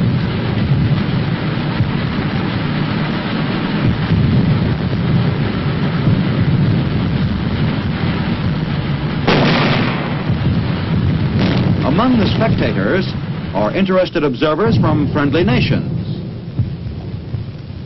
The assault is a success, and a footbridge now spans the current. The far shore is ours. Alexandria's citizens have seen an exhibition they're going to remember a long, long time. They'll remember, and they'll take pride in their close association with our Army.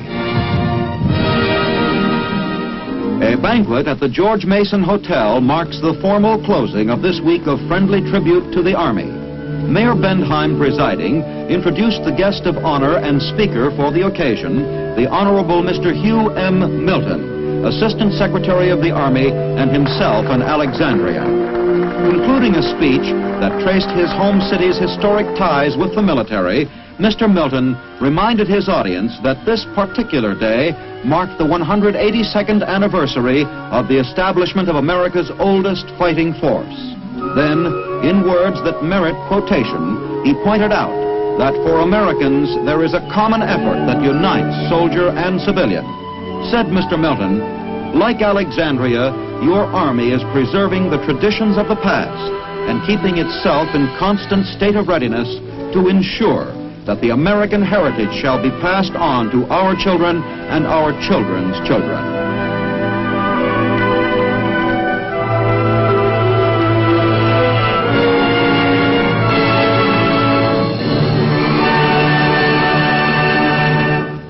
Alexandria's gesture in saluting the United States Army with a week devoted to expressions of friendly cooperation is a milestone in civilian-military relationships. Even more important, however, is the spirit behind it. This is a spirit that can be duplicated throughout the country, happily for us, wherever the civilian lives in close contact with the citizen-turned-soldier. Now this is Sergeant Stuart Queen, inviting you to be with us again next week for another look at your Army in action on The Big Picture. The Big Picture is an official television report for the armed forces and the American people. Produced by the Army Pictorial Center. Presented by the United States Army in cooperation with this station.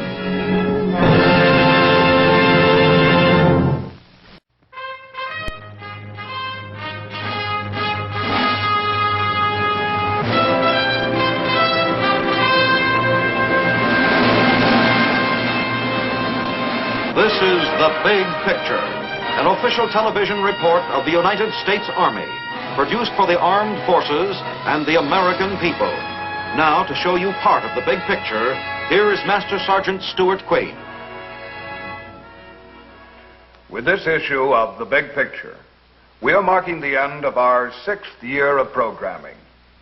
Since the time when The Big Picture first went on the air, there have been many revolutionary changes in the organization of the Army.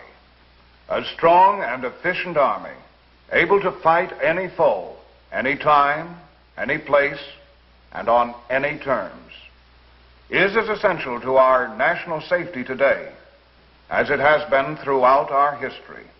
The imposing array of responsibilities which rest upon our Army today are matched by its impressive accomplishments in the development and employment of powerful new weapons, streamlined organization, and atomic battlefield tactics.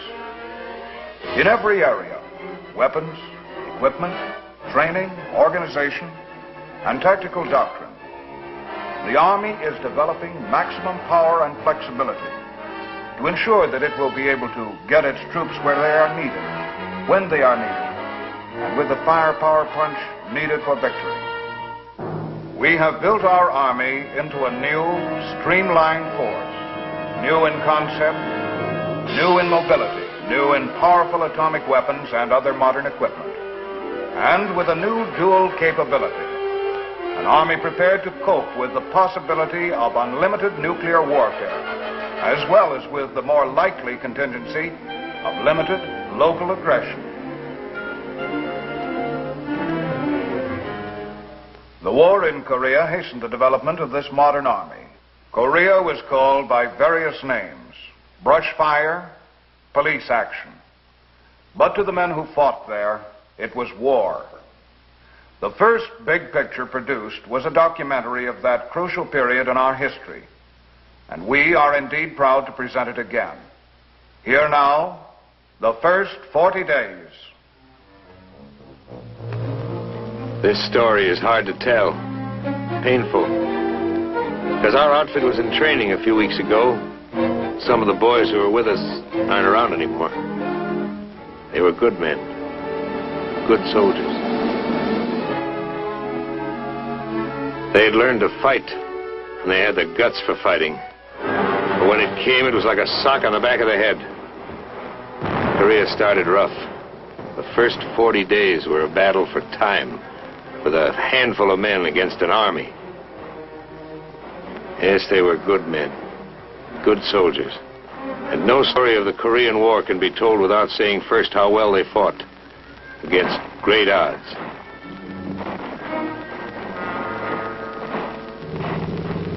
In the beginning, there were only a couple of companies from the 24th Division. No brass bands at the airport. A few days before, some of us had been in civvies, spending leave time at Fuji, something like that. We weren't scared. We didn't know. We got stuff out of the planes. We moved out. Nobody said, "This is it."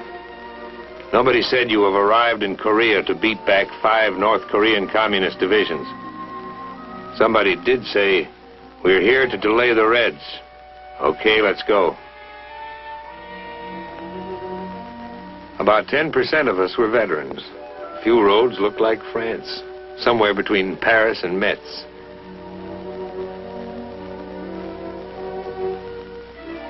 Mostly the soldiers were young, no battle experience. They smiled a lot. They made the whole lot of us look like good-natured Yanks, glad to see a new town. Now, some of these boys enlisted to travel. But whoever sees travel posters about Korea, relax, come to the land of the morning calm.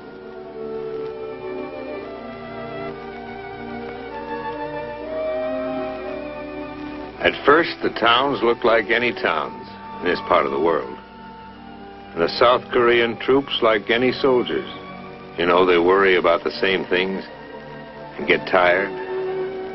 I mean, tired. We all wanted to ask What was it like up there? What kind of fighting? Terrain, tactics, guns? But as far as we were concerned, those Koreans couldn't talk. We were in a completely foreign country with no time to get acquainted.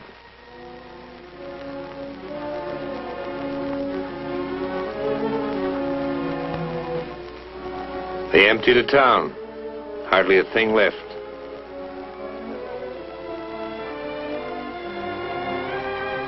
You couldn't buy anything, even if you had the time. Which we didn't have. There are two ways of getting to know the terrain: walking over it and feeling how it was underneath. Underneath it was caked and sticky. The tools of a soldier's trade: a shovel and a gun. We had small stuff with us: machine guns, some howitzers.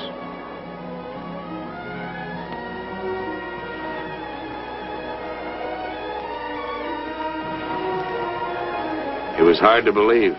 1, 2, 3, we were smack in the middle of a war. Guns ready, aimed north, against an enemy that would look exactly like our friends, the South Koreans. These troops had seen action. They didn't have to speak. Their clothes spoke. Their shoes spoke. Their eyes spoke. We got set. Like I said, when it came, it was fast and it was all around us.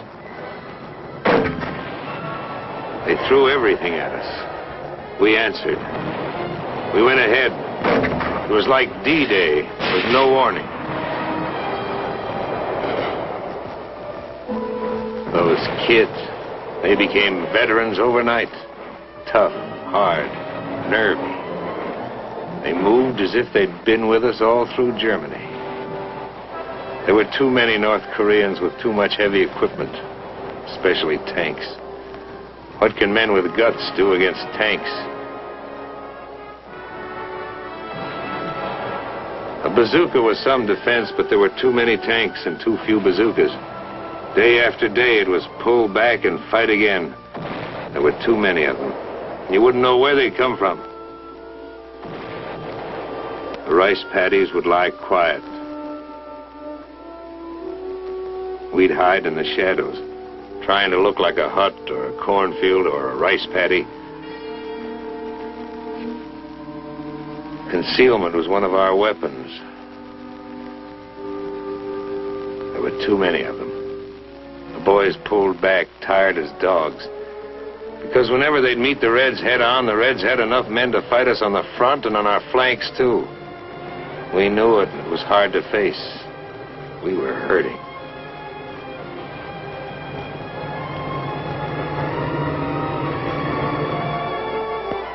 Kids would drag back so beat up they couldn't be expected to fight for at least several days. Instead of a week at a rest area, we grabbed an hour anywhere.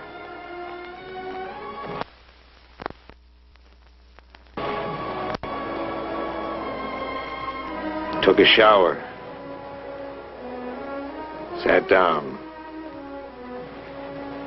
Lay down. Seemed like the greatest pleasure in life was to give the feet a chance to breathe. We fell back to new positions. If you looked around at some of the foxholes, you could see a deep respect for those red mortars. Very deep. We were short on men. South Koreans carried our ammo. But we didn't know what some of the others were carrying. Turned out that many of the silent refugees filing along the South Korean roads were North Korean communists in disguise. They'd sneak through our lines and fight us from behind. We caught some, but infiltration caused plenty of casualties. We were going to watch the refugees more carefully from now on. This was a big police job in Korea, the biggest. The attack was full-size and had to be stopped. The United States Army, a small part of it, was here to help. There'd be men in other uniforms fighting with us soon. The whole world had seen this and knew what the score was. Up near the guns, the score was against the enemy. They were losing points, losing time.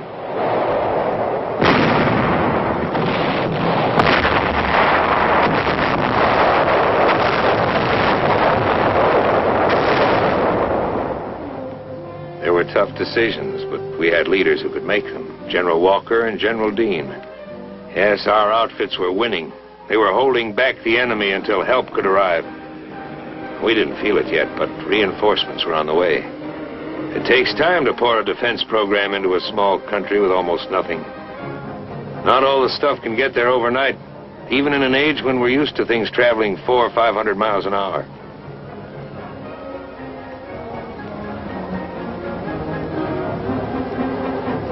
Oh, we needed tanks. And jeeps soon. If some of the boys at the front could have heard the winches grind at the port, that would have been sweet music.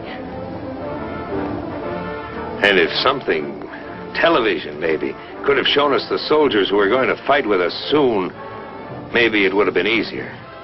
As it was, the outfits in the foxholes needed every half-track and howitzer and tank they could get, and more, and the men to go with them.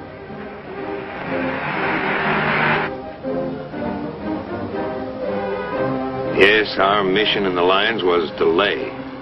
Delay the Red Drive in Korea. Delay it so we could get jeeps.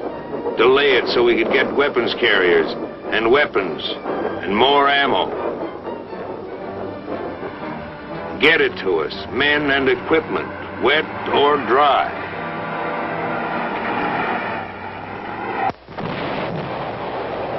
Because it was still rough going for us.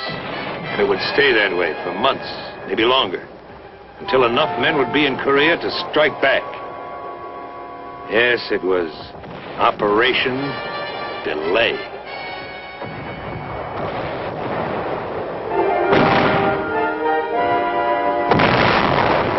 Ammo was precious.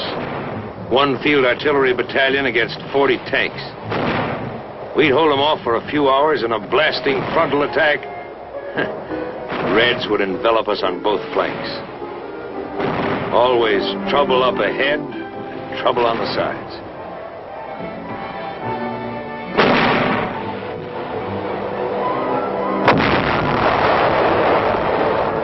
We drew back south of the Kum River, burned our bridges behind us.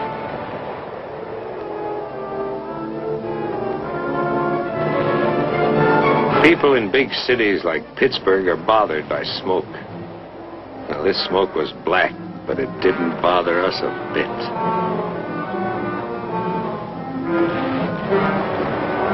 Yes, smoke can look good when it's where you want it.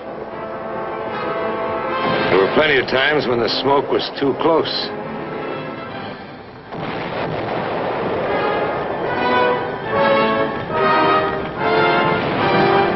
Got in your eyes, so you couldn't see anything. You can take a lot, but when your buddies get hit, it hits you inside. Nobody says much, just so-and-so got it. Or so-and-so has been evacuated, he'll be okay. Or so-and-so's been evacuated. Back of us, units from the 25th Infantry Division and the 1st Cavalry Division were unloading now, with baggage. All of it first class, urgent. The tanks were light jobs. They sped north where they were most needed. Smaller than the Russian monsters, but still a wonderful sight. Nothing was too good for a tank in this territory. Boys treated them like babies. They went over them from top to bottom, called them pet names. They cleaned them up better than for inspection. That's cleaning. Their tanks had heavier armor. In a duel, that was their advantage. But our advantage was some fine sharpshooters.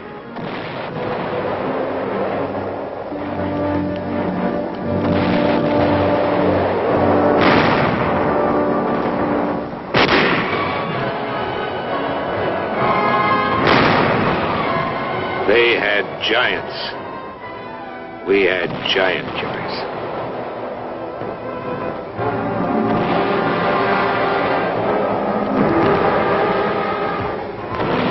Tejon was the worst. Ask anyone where he felt it the worst, and maybe you'll hear a few other names, because it was bad all over. But most guys will say Tejon.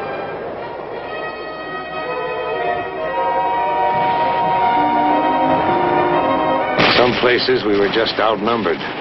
But in Tejon we were outnumbered, outgunned, out-tanked, and outflanked.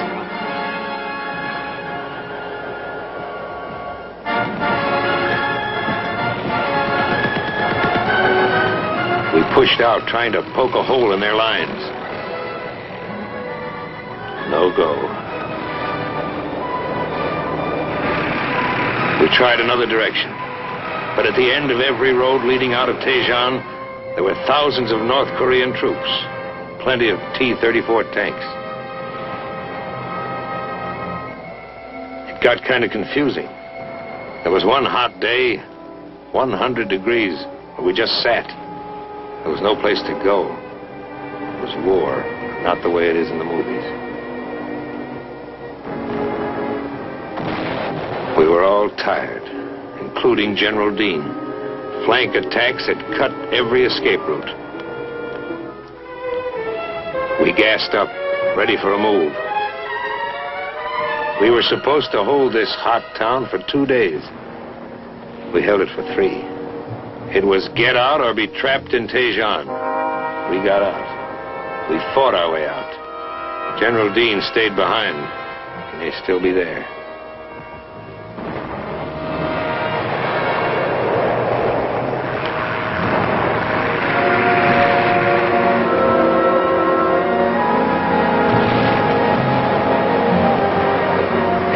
Bad road out of Tejon.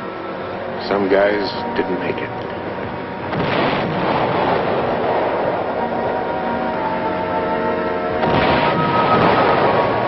Tejon was burning. A dead town.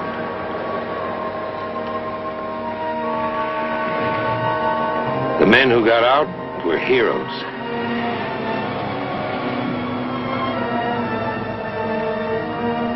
The men who didn't get out they were heroes.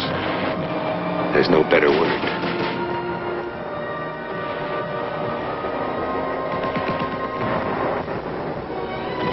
By this time, the new outfits were in the lines. Fresh, ready to shoot. Everything set just right. Nice to hear the steady crump of your own mortars. Even nicer to hear the howitzers slamming them out. Together, they're terrific.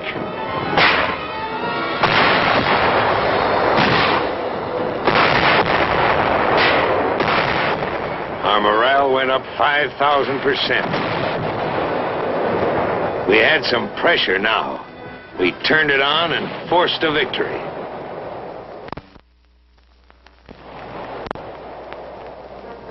At a time like this, frontline chow tasted better than pheasant under glass.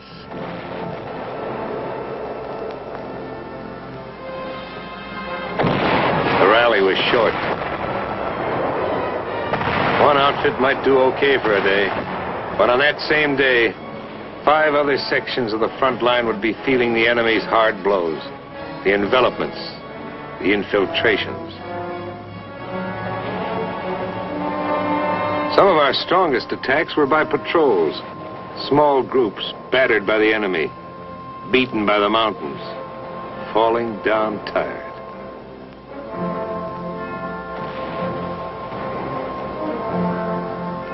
After climbing over half a dozen mountains, it made you more tired just to look at them. Felt like the bear who went over the mountain and saw another mountain.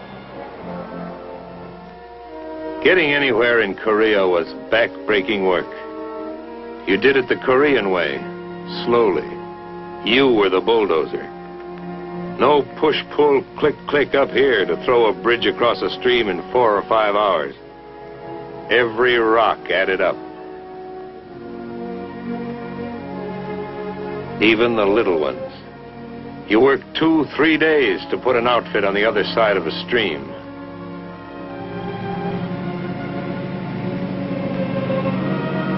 The rainy season and the Korean superhighways didn't help us get around. Wherever we went, we built our way. It was no good having any drag with the engineers. They had their own troubles. You were the engineers. In this battle, you did everything. Build, fight, hold, pull back, and destroy.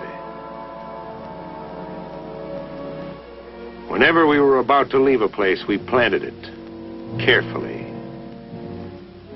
TNT. Planted it not deep, just deep enough so it would come up the way we wanted it to. The better you plant it, the better it comes up. A second-story job. This kind of gardening went on quite frequently. Very relaxing work. We were going to stall them up and down the whole front. And someday there'd be a turnabout that would pay those North Koreans off for what we'd been taking. And then we might have to put back all these bridges. We slowed them, but we couldn't stop them. Fighting is fighting, always rough. But it's rougher when you're forced to pull back. We gave them ground, they gave us time. We used every barrier, every river to make a stand. It was the best way of saving men.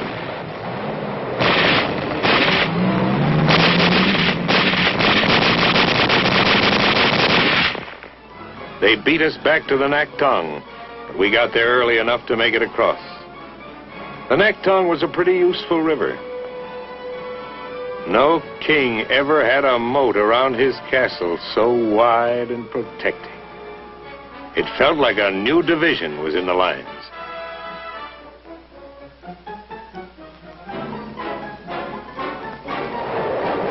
Plenty of outgoing mail went across the Naktung River.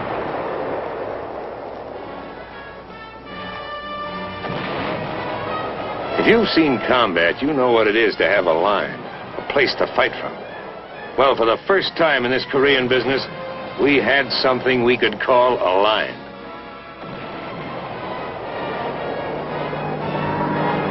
All during the fighting, we had air power.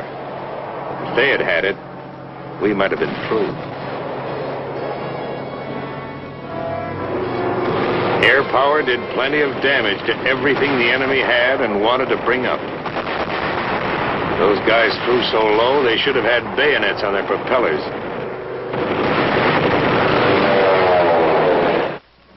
In a corner of Korea, a little bigger than a beachhead, we dug in, built a village of foxholes. Only here you couldn't dig too deep on account of the rocks. On this beachhead, a lot of the boys who flew in at the beginning were still around, still smiling. There's waiting in every war. Time to find out where you were, how you were doing. We faced the enemy. We faced ourselves. Our enemies were fanatics. We were believers in one faith, that men can live together peacefully, thinking, feeling, worshiping, each in his own way.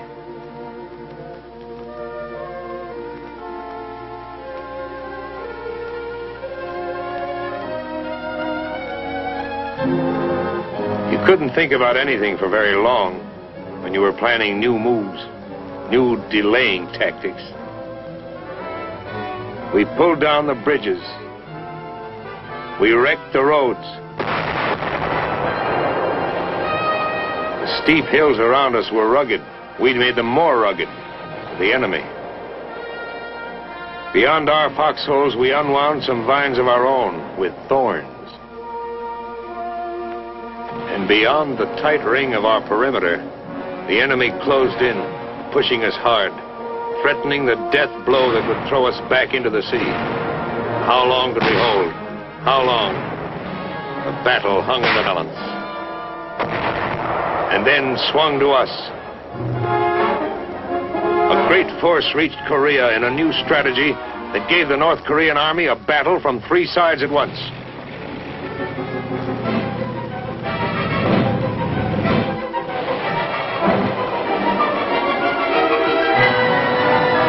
Replacements, new units, lively, ready for business.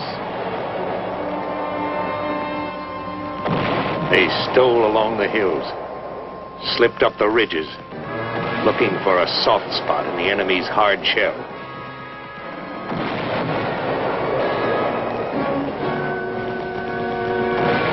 We gave it to them steady, all up and down the line, all at once. The air dusty, smoky. This was what we used to get when we first hit Korea. Victory never comes easily. You have to be in a fight to see how tough it is. See how in an attack, guys stumble back, needing others to look after them. Always plenty of trouble. It takes men and machines to knock out a strong enemy. And as you go forward, you can expect to lose some of those who start out with you. Yes, some went back, their feet heavy, their steps slow. Kids who became men. Men whose hollow-faced look showed that they'd been in the lines too long.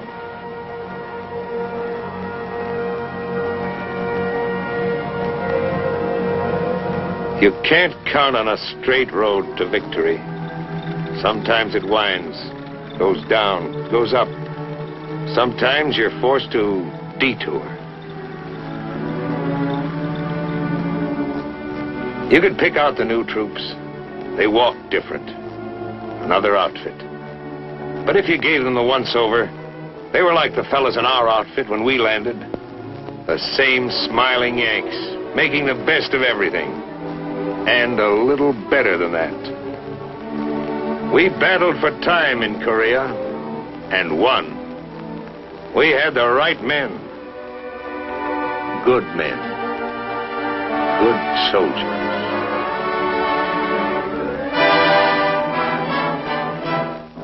Since the signing of the truce agreement at Panmunjom, our army has undergone radical changes. Changes which will let us strike back faster, more forcefully should another brush fire war break out anywhere in the world. Now this is Sergeant Stuart Queen, your host for The Big Picture. The Big Picture is an official television report for the armed forces and the American people. Produced by the Army Pictorial Center. Presented by the United States Army in cooperation with this station.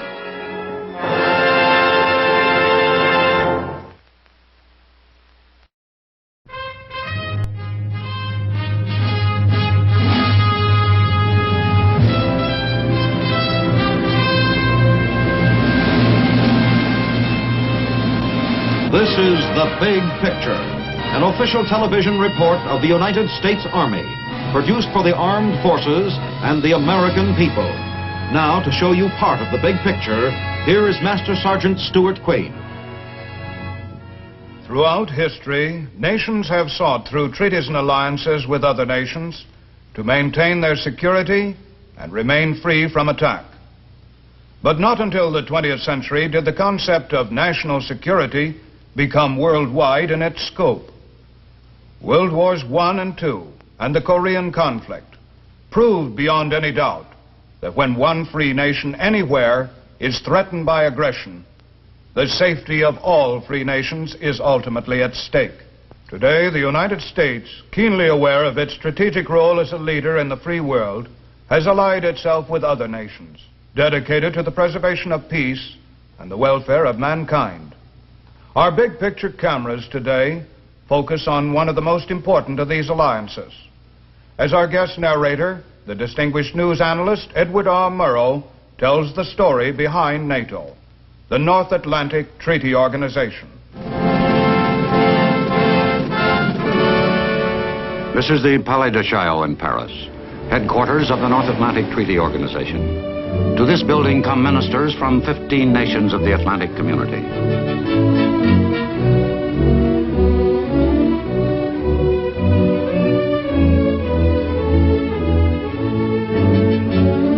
They speak different languages, have different cultural backgrounds. The countries they represent vary in size from very small to very large.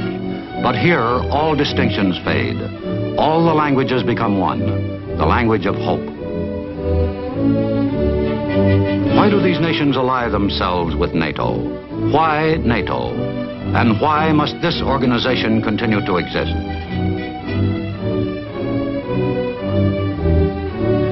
Let's go back to the beginning of the story.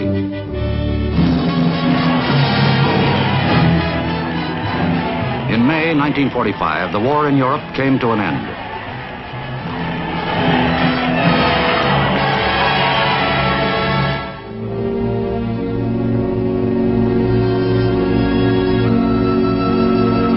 This had been the price of Europe's unpreparedness.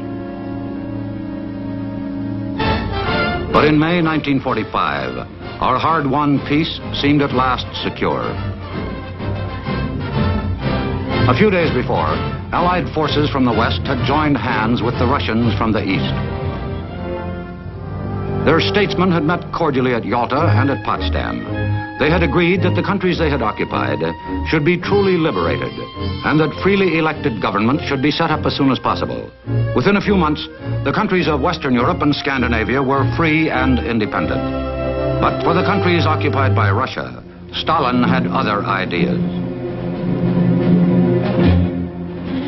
Throughout Eastern Europe, elections were held. But the Russians had placed the communists in key government positions and in the secret police. Within a short time, the non-communist leaders had been liquidated.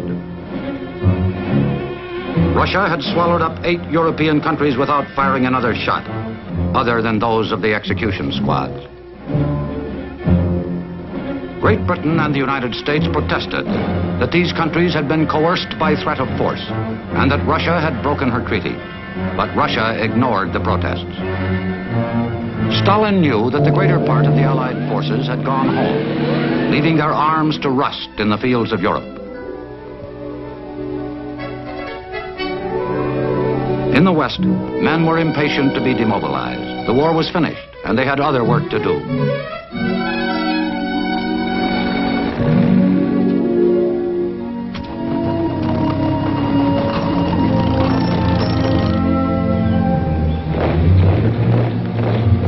The Russians had not demobilized. They retained overwhelmingly the largest force in Europe.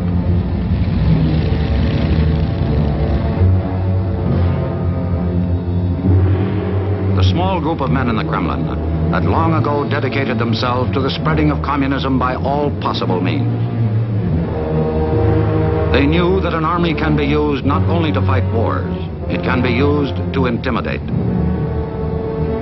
To the south lay 2 more possible victims, Greece and Turkey.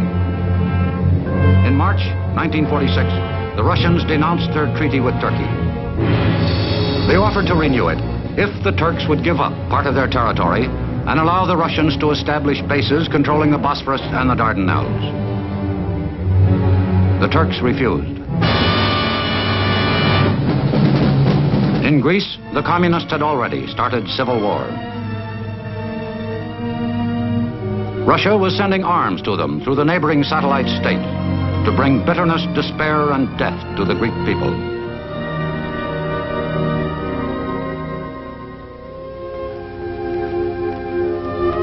If Greece and perhaps Turkey were not also to be swallowed up, help had to come from the West. At this crisis, in March 1947, President Truman asked the United States Congress in an historic speech to modify its traditional policy of neutrality. I believe that it must be the policy of the United States to support free peoples who are resisting attempted subjugation by armed minorities or by outside pressures.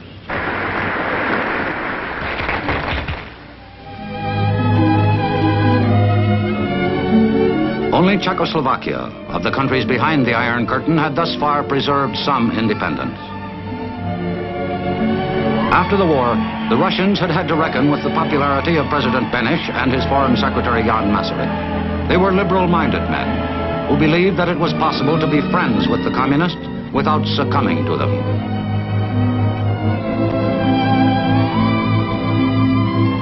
But to the communists, gentleness is weakness. And a country prepared to compromise is a weak country. The machinery for taking over countries had now been perfected. The coup in Czechoslovakia was swifter and more efficient than ever before. Within a week, all opposition was suppressed. There was another victory to celebrate. Another victory over freedom.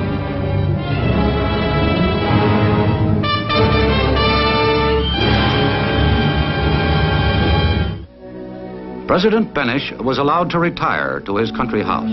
He died there, a broken-hearted man. One morning, on the stones under his bedroom window, Jan Masaryk was found dead.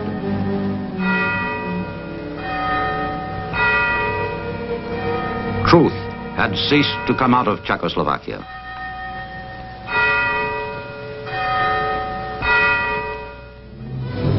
The nations of Western Europe were forced at last to realize that they must combine to protect their own liberty. 3 weeks after the fall of Czechoslovakia in March 1948, the Brussels Treaty was signed by Great Britain, France, Belgium, Luxembourg, and the Netherlands. These 5 countries pledged themselves to help each other in case of attack. But Western Union, as it was called, was not strong enough to deter the men of the Kremlin from their policy of aggression. In August, Russia decided, on a trumped-up excuse, to cut off the Allied sectors of Berlin from the West.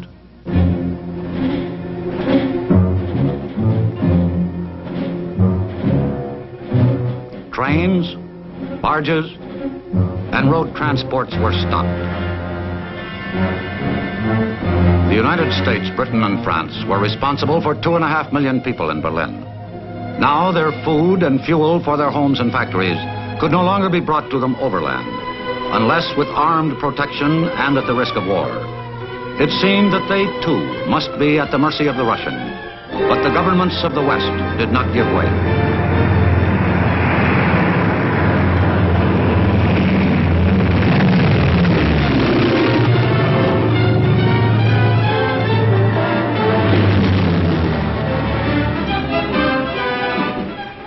The life of Western Berlin was maintained by air, on a scale never before contemplated in history. Each day, the prestige of the West rose.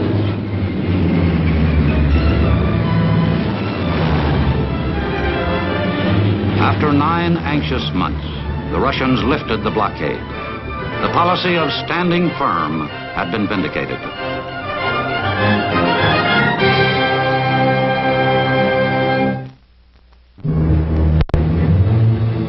The Russian cynical blockade of Berlin had brought Europe to the brink of war. It was at last clear that only a strong defensive alliance could deter them from further adventures. On 4 April 1949, the North Atlantic Treaty was signed by Norway, Denmark, the Netherlands, Belgium, Luxembourg, France, Italy, Portugal, the United Kingdom, Iceland, Canada, and the United States.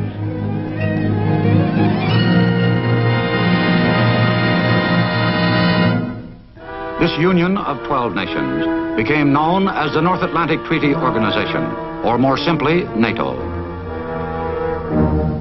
They were sworn to stand together against aggression. An attack against one would be an attack against all.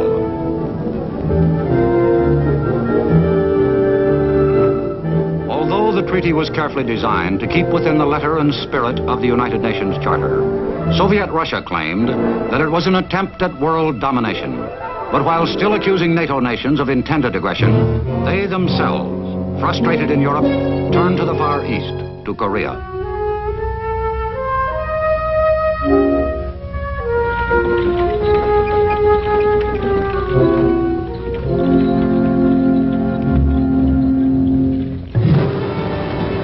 The United Nations sent an army to Korea under a single command to hold the aggressors at bay. It was almost too late. The lesson for Europe was clear. In December 1950, the North Atlantic Council decided to give to a single commander, General Eisenhower, sufficient authority to organize, equip, and train an integrated NATO force for the defense of Europe. The task before him was unprecedented. Though each of the NATO countries would see to the supply and support of its own national forces, the Supreme Commander would be responsible for their coordination into a single international force, a power and a responsibility unique in time of peace. As he put it, he would go knocking at the door of each country and ask, "Tell me what you are willing to do for the defense of Europe." His first call was France, where his new headquarters would be situated. He must first discover whether it was militarily possible for Europe, with her strong individual national traditions, to raise a sufficient force to defend them collectively. On 9 January, General Eisenhower left Paris for Belgium. 12 nations, with 8 different languages and 12 different traditions and ways of life. Of each of them, he could ask similar questions. 10 January, the Netherlands. You were hard hit by the war. What can you now do for NATO? 11 January, Denmark. For many years, you have maintained a traditional neutrality. How many divisions are you prepared to train?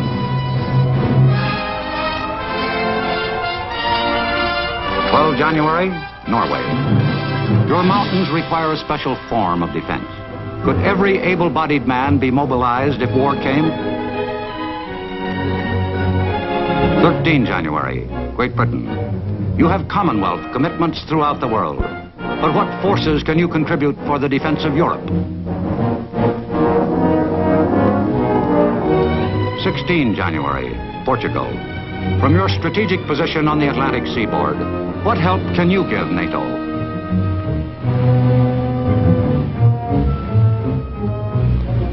18 January, Italy.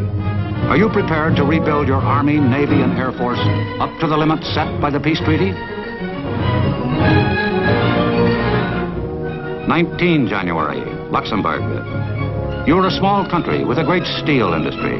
How can you help rearmament? 24 January, Iceland. We know that you have no armed forces, but what contribution can you make for the common defense of the West? 26 January, Canada. Europe is grateful for the arms you are already supplying. What forces are you prepared to send across the Atlantic? In Paris, a hotel had been hastily found as a temporary home for the new Supreme Headquarters Allied Powers Europe, SHAPE.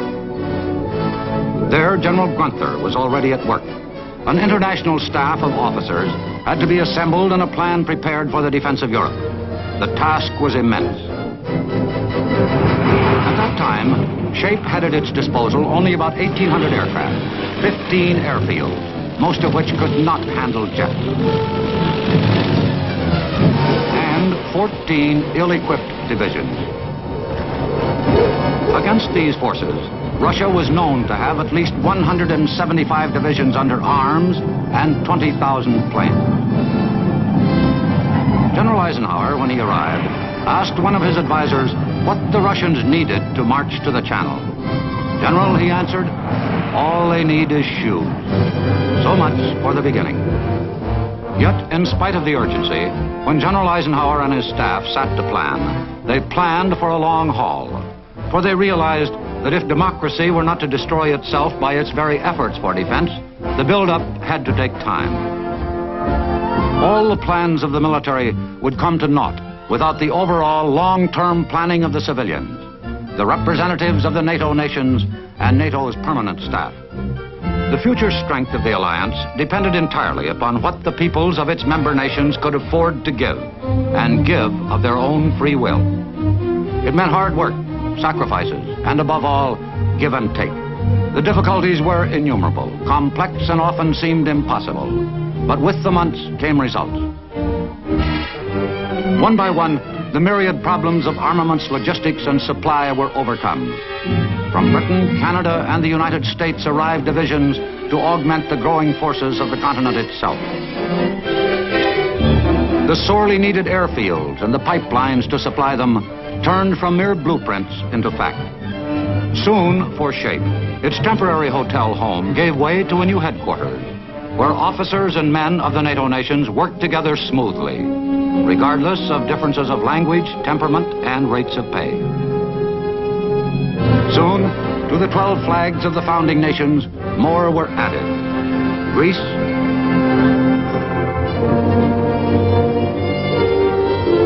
Turkey,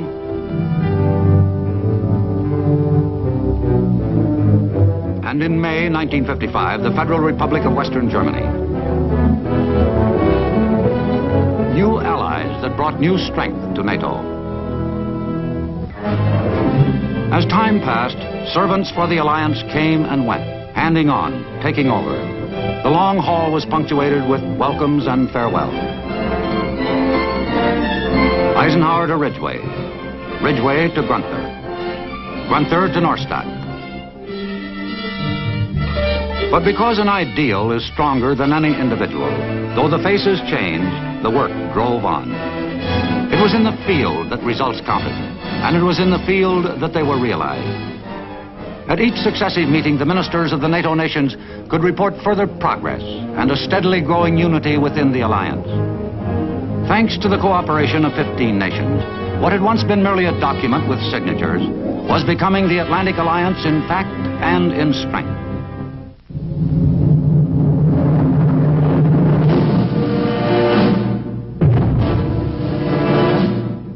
Steadily, the clouds of fear that had hung over Europe were lifting.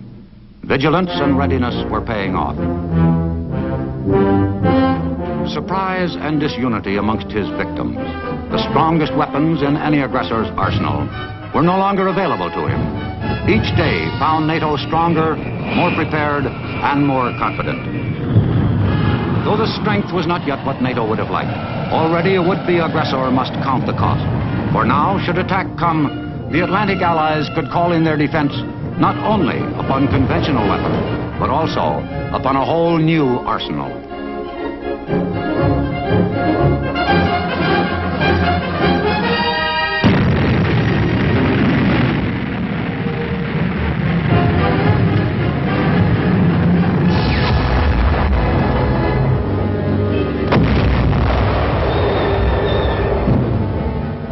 Yes, now to a would-be aggressor, the cost loomed large indeed. Now they would need far more than shoes. NATO's strength was such that by 1955, West could meet East at Geneva on equal terms. Though any promise of real relief was soon to be dashed. This was Hungary in 1956. This was Budapest. Exhausted by Soviet domination and denied their freedom, the people of Hungary rose in protest.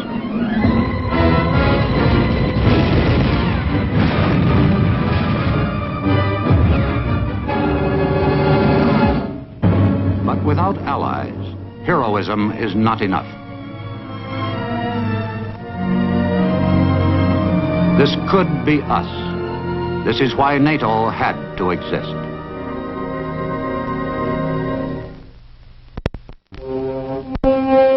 Members of the North Atlantic Treaty Organization, gravely concerned over increasing Soviet military power, gathered in Paris in December 1957 for a crucial conference.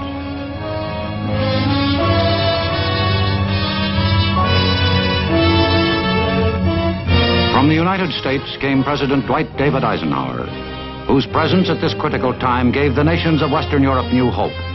For Ike, this was a homecoming.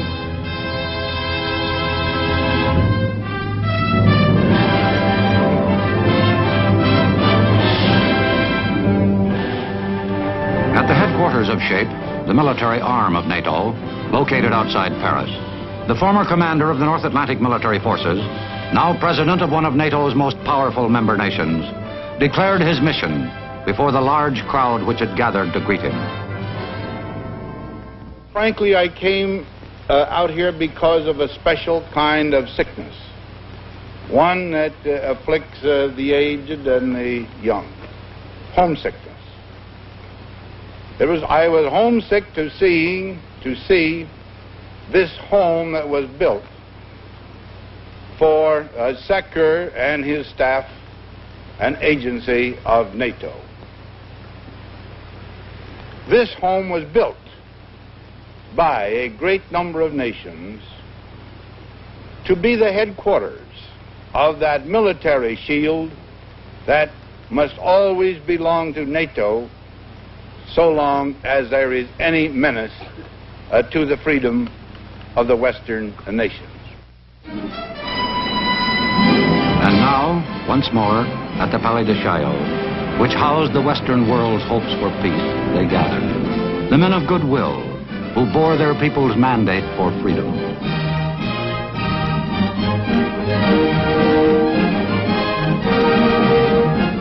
This was the first NATO meeting attended by the heads of the 15 member states. This was a summit conference calling for highest level consultation. Basically, two critical tasks had to be accomplished: to shore up NATO and to counteract an intensified Soviet propaganda offensive.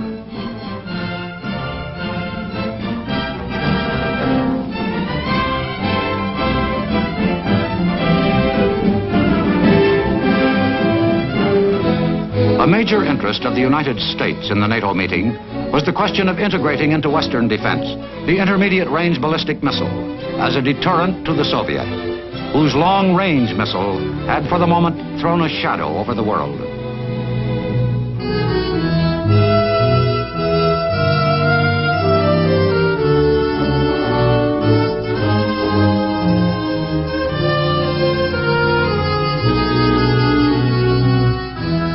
The 15 heads of states attending this vital NATO meeting represented 450 million people, whose lands covered a total of almost 8 million square miles of the Earth's surface. Differences were to be expected, but on one point there was complete agreement: the core of the NATO partnership. An attack against one was an attack against all. In order to live in peace together, all were resolved to defend themselves together if necessary. Many of the nations of Western Europe felt that political, not military action was the answer to the latest Soviet threat. Others believed that NATO should be interested as well in broader problems and looked to the United States for support of their national positions.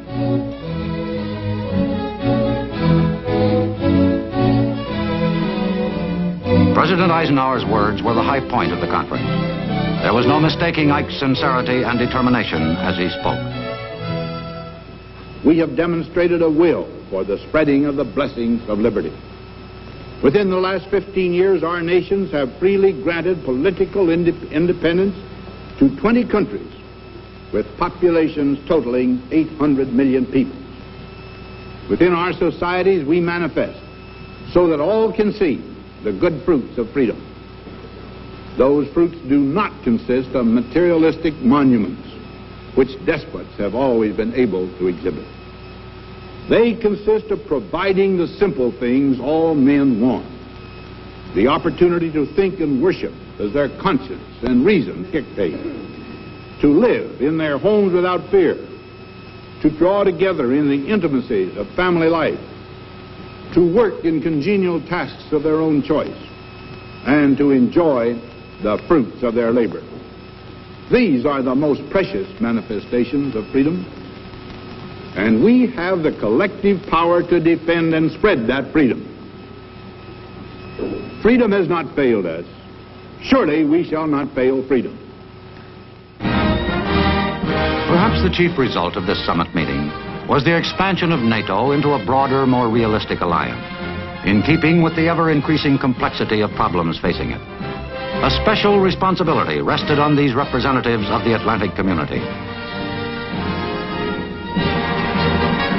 Within their lands, freedom first had its birth.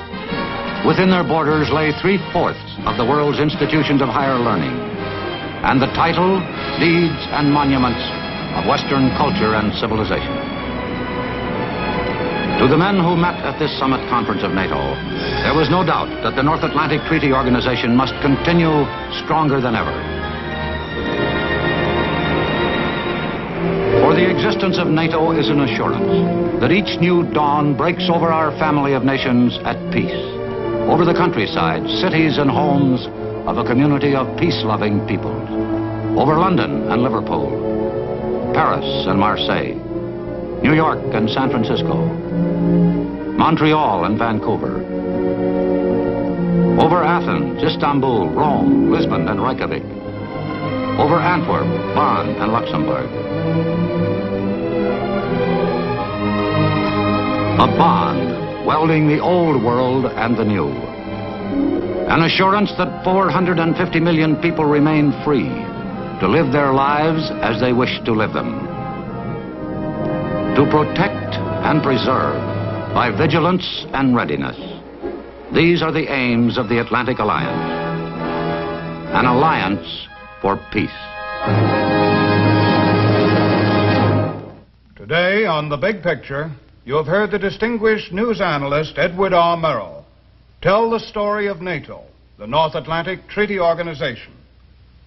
The United States, as a founding member of this vital international body, has demonstrated to the world the importance we place on the closest association between the members of the Atlantic community. Now, this is Sergeant Stuart Queen, your host for The Big Picture. The Big Picture is an official television report for the armed forces and the American people. Produced by the Army Pictorial Center. Presented by the United States Army in cooperation with this station.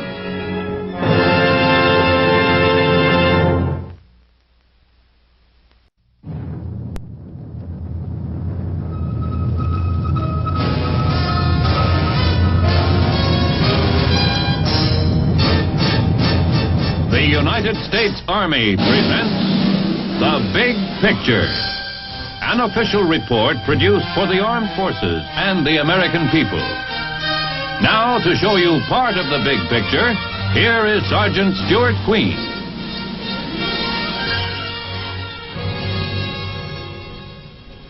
"1958 marked the 16th anniversary of Army aviation. Although within the Army itself, the development of Army aviation is considered to be one of the most significant of modern times, this function still is little known or understood outside the service. Three factors are indispensable to victory in war: firepower, mobility, and communications. Success invariably goes to the side which has the greatest punch, and along with it, the ability to move in quickly and exploit that punch. In short, the power to outmaneuver and outfire the enemy. The tools and the techniques of war change, but this principle of combat itself remains as true today as it has ever been. For years, indeed for centuries, firepower and mobility were substantially in balance on the battlefield. Warfare was characterized by movement by foot, and soldiers could carry their muskets and drag their cannon with them. On the battlefields of World War I, however, warfare became stalemated. New weapons brought a greater firepower than any army had ever had before. But this technological advance in firepower had outpaced mobility. Troops could not move fast enough to take advantage of their own increased firepower or move against the enemies, and the battleground became stabilized in a system of trench warfare until movement was restored with the development of the tank. Then the Allied armies were able to break out of their containment and begin the advance, which ultimately crushed German resistance. During World War II, firepower and mobility were once again substantially in balance. The ground soldier had the support of a powerful array of armament, and the Army's ability to move had kept abreast of this strength.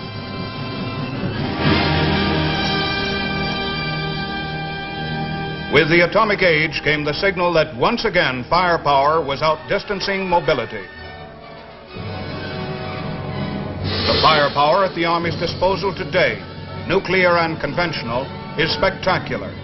But to be able to use it to its fullest advantage, the Army must be mobile enough to move in quickly and exploit it before the enemy can rally to an effective defense. The Army, moreover, must be mobile enough to function on the atomic battlefield that the battlefield of the future may well be.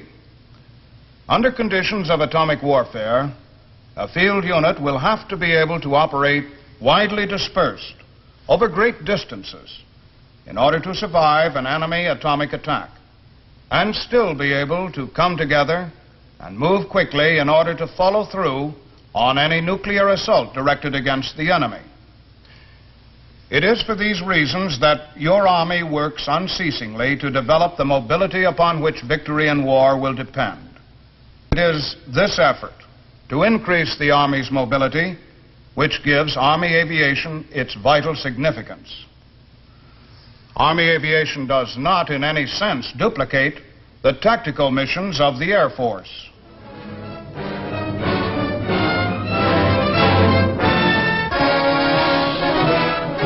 The fire support which the Air Force gives the Army and the assistance it provides in increasing the Army's mobility are important to the Army's mission. But these and related functions remain what they have been in two armed conflicts. Support given to the Army by a sister service. They are not Army functions. The Army is concerned, as it has always been, with the land battle. And the function of Army aviation is solely to increase the Army's ability to win the land battle by increasing its mobility within the confines of the battlefield itself. On 65,000 acres of ground in southeast Alabama, and in the skies above it, stands the home of Army aviation, Fort Rucker.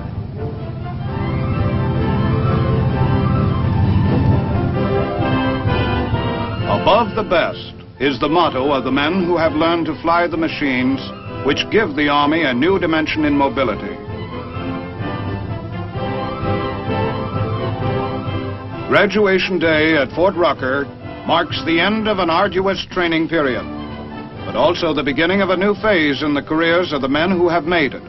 For them and for their families, it is a time of pride.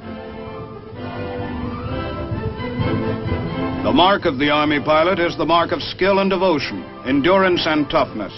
The story of Army aviation is the story of no one branch of the Army, but rather the story of a new and rapidly growing development whose effect is felt throughout the Army in almost every branch of its service.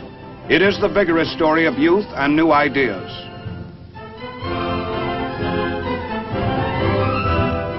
It is properly the story of the young men who qualify as its pilots. Men like First Lieutenant Ralph Ferguson. They are the inheritors today of a tradition which began in the skies over North Africa during the first year of American involvement in World War II.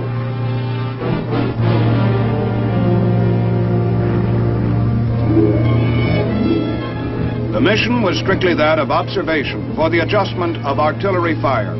Those first months of trial in combat were difficult ones. The restrictions placed on the first planes in action limited their activities considerably.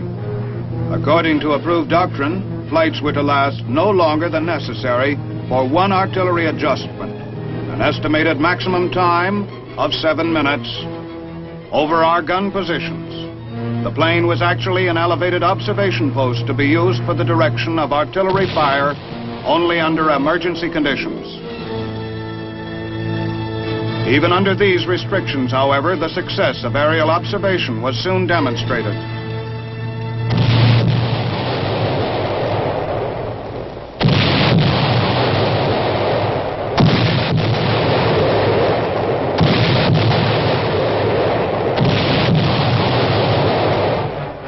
By the end of World War II, light aviation, proved in battle, had come to be recognized as an indispensable part of the Army. When the challenge of Korea came, aircraft had been improved and their mission of observation well established. They were the eyes of the artillery.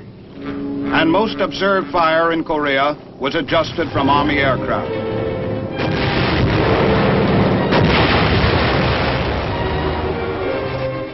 At the same time that light aircraft was demonstrating its effectiveness in directing artillery fire, the fast-moving history of modern warfare was revealing other areas in which the speed and mobility of aircraft could be used to priceless advantage.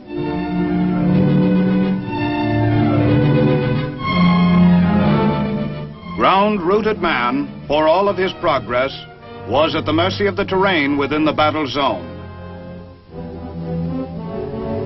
A river of mud could halt the course of battle and even turn a winning tide to defeat.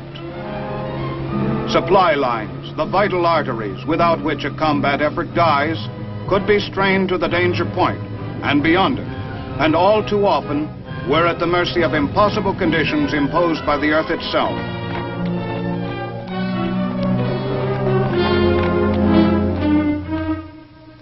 Even the wounded and the men who carry them were forever frustrated by situations beyond anyone's control. The struggle for life in a badly wounded man in need of medical attention depended on variables that could produce tragic results.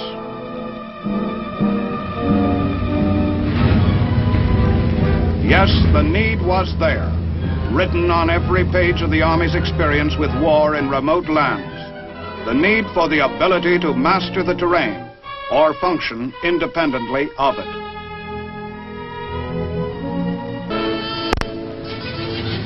History works in strange ways. It is possible to say now, looking back, that even as the need was being made apparent for a degree of mobility the Army had not possessed, technological progress had brought aircraft to the point where they could provide that mobility. Greater range, greater speed, and greater versatility came with each new model. The most dramatic development of all was the improvement of the helicopter. For several years, it had been a fascinating toy, but now it had reached a technical stage which called serious attention to its amazing powers of maneuverability and its ability to land in an area not much larger than its own dimensions.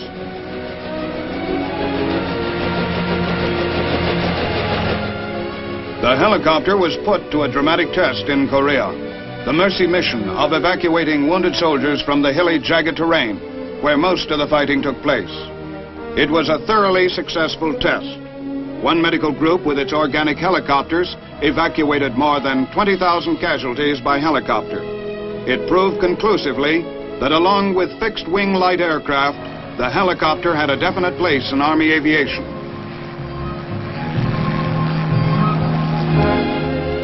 The role of Army aviation has grown enormously in the years since Korea. Its missions are now far more extensive. Important among them is still the Mercy mission of casualty evacuation, a mission much more efficient now because of the steady development of larger helicopters.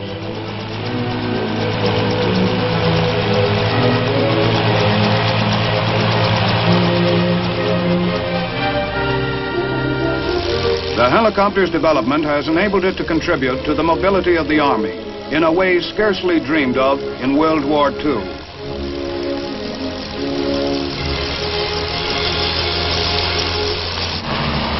Troops transported over short distances by helicopter can move toward their objective independent of terrain features. Over obstacles which always before have made military movement difficult, time-consuming, or impossible. Along with their freedom from the tyranny of terrain, combat-ready troops transported by air can move in to close with the enemy in literally a fraction of the time their travel once took.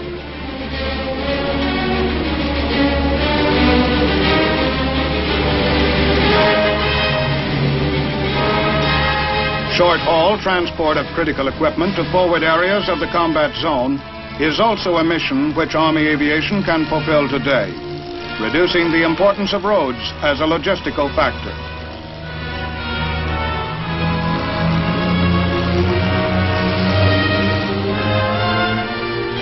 The fighting man at the front can be assured of the combat support which makes his fight possible, whatever the nature of the terrain which links him with the rear area.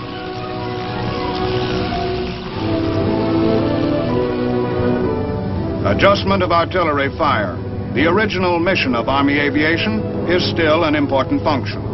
But the concept of using aircraft for observation has broadened greatly.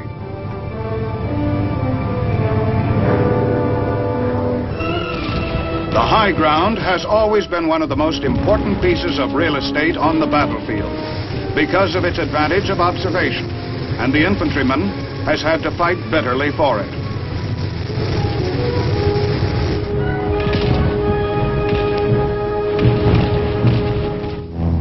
Now the airplane equipped with TV and other electronic devices can give the commander eyes he never had in battle before. It serves as an observation post, offering a view of the battle area. Aviation gives the commander a great many advantages, such as personal inspection of widely dispersed forces.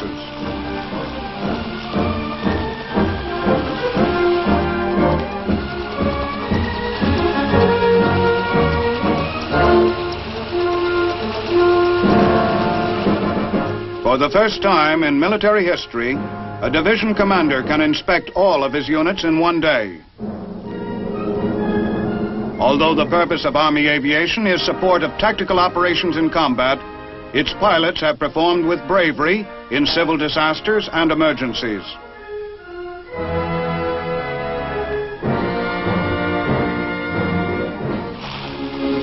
Mercy and rescue missions for people in distress, whether in situations involving a few or in disasters affecting many, have attested again and again the versatility of the machines of Army aviation and the skill and courage of the men who fly them.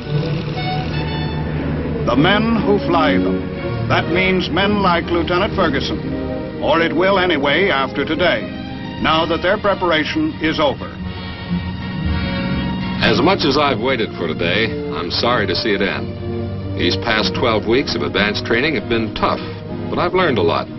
It wasn't just flying either. We all knew how to fly when we came to Rucker. We got our primary training at Gary Army Airfield, Texas. Came here for tactical training. And what the instructors taught us, we'll really be able to use.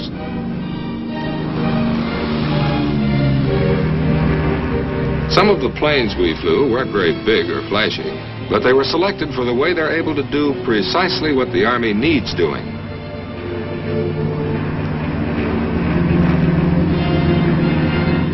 There was a time when I would have thought any instructor crazy to ask a man to set down in some of the one-horse pastures we get used to, but not anymore. I might have to get in and out of much worse than that someday under noisier conditions.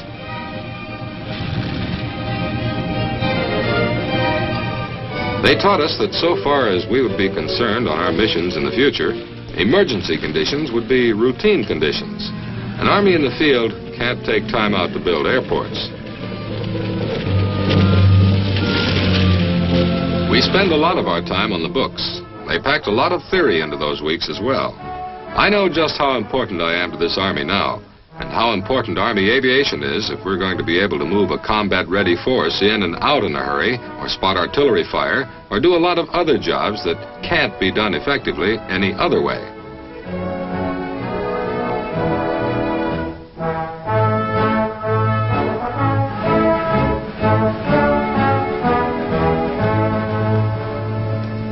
Instruction in helicopter flying goes on here, too. Tactical instruction for rotary wing pilots who've already had their basic flight training. Those of us who've qualified for fixed-wing flying are eligible to come back here for helicopter training after we spend a year with troops. I'm looking forward to that. I've flown as a passenger in helicopters, and I know there's nothing quite like it. Flying adds a third dimension to ordinary mobility, but when it's done in a helicopter, you have to add about 6 more.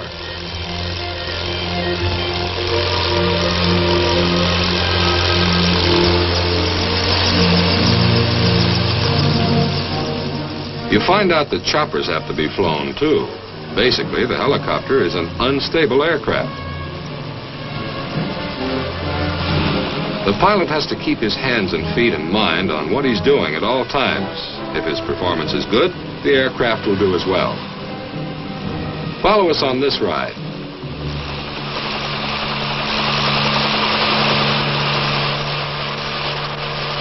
Contour flying is a fundamental part of the Army's approach to aviation.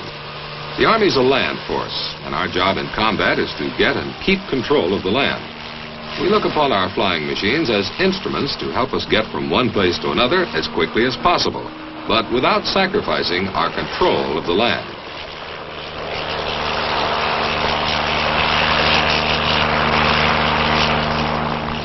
There are machines which let us do our job in spite of terrain obstacles.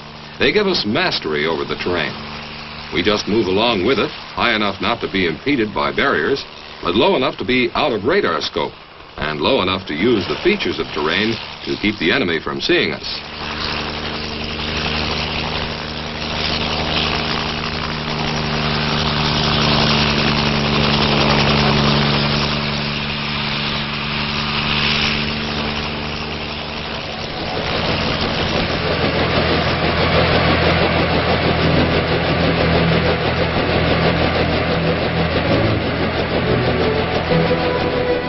Not only is the technique of contour flying a tactical necessity, it's also a tremendous thrill.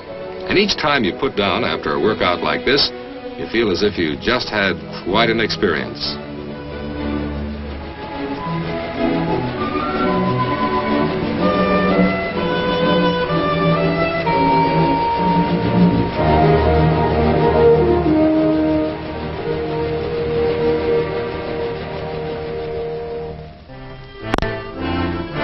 The men who keep the aircraft running get the kind of instruction they need, too. Their theory of instruction is the same as ours. Learn by doing. You find lots of new things around here. Experiments that aren't even part of Army doctrine yet. Take the high-performance aircraft, for instance. It's not really ours. The Air Force loaned it to us. We're using it to study the techniques of observation from high-speed aircraft. Or take the experiments that are being made with armed helicopters. That's one that's being studied very seriously, too. The theory is that a helicopter ought to have the ability to protect itself just as any other vehicle should. It makes sense to me.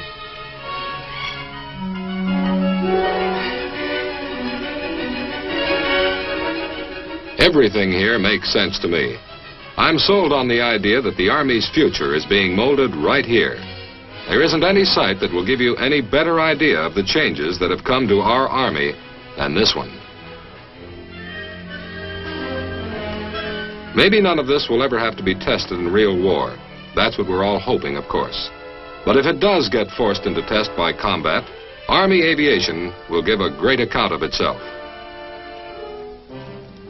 Let's put all this equipment on a battlefield, a fictional battlefield, of course, since many of these machines have never seen combat, and some of them are still being tested for concept. But let's see what would happen and how they would be used. This is the battlefield. The enemy is conducting a delaying operation, and our forces are rapidly in pursuit to keep him from reorganizing. The enemy sits beyond that ridge. Our commander has reason to suspect the enemy has a missile emplacement, which he intends to use against us.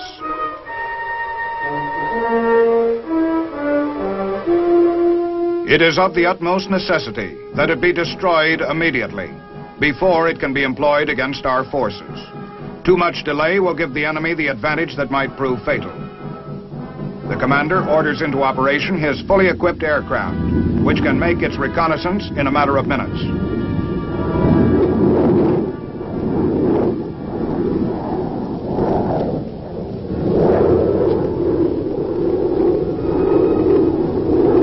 The pilot accomplishes his mission and relays the information back, and the Army's deadly Corporal missile is launched to seek out and destroy the enemy's missile emplacement.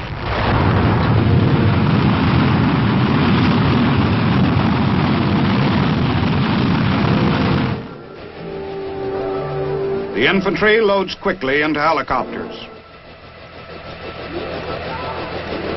The equipment they will need in combat goes with them. Aerial combat reconnaissance ships, with the traditional mission of cavalry, screen the area, search out enemy resistance, determine its strength, so the job of the main force will be made easier.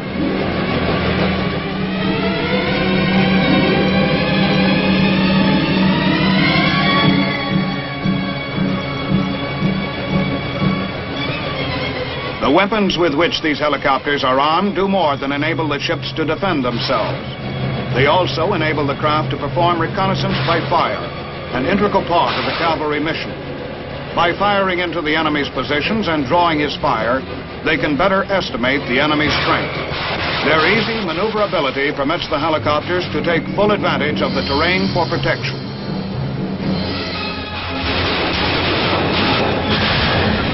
They can hide, rise and fire, duck down, and hide again. Behind the reconnaissance helicopters come the heavier weapon ships. More heavily armed than the reconnaissance craft, they put down a tremendous rain of fire into the enemy area.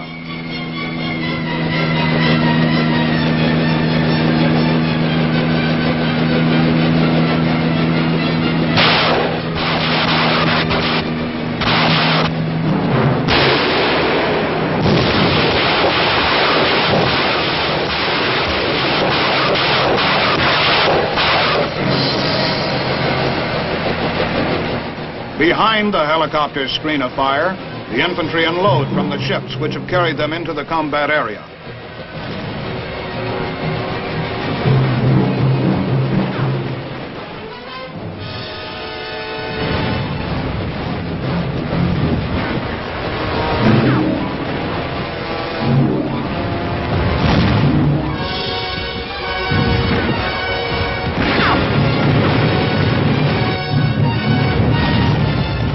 Close behind the fighting troops come their equipment and the communications which will keep their operation unified. The infantry are able to move in close to the firing helicopters.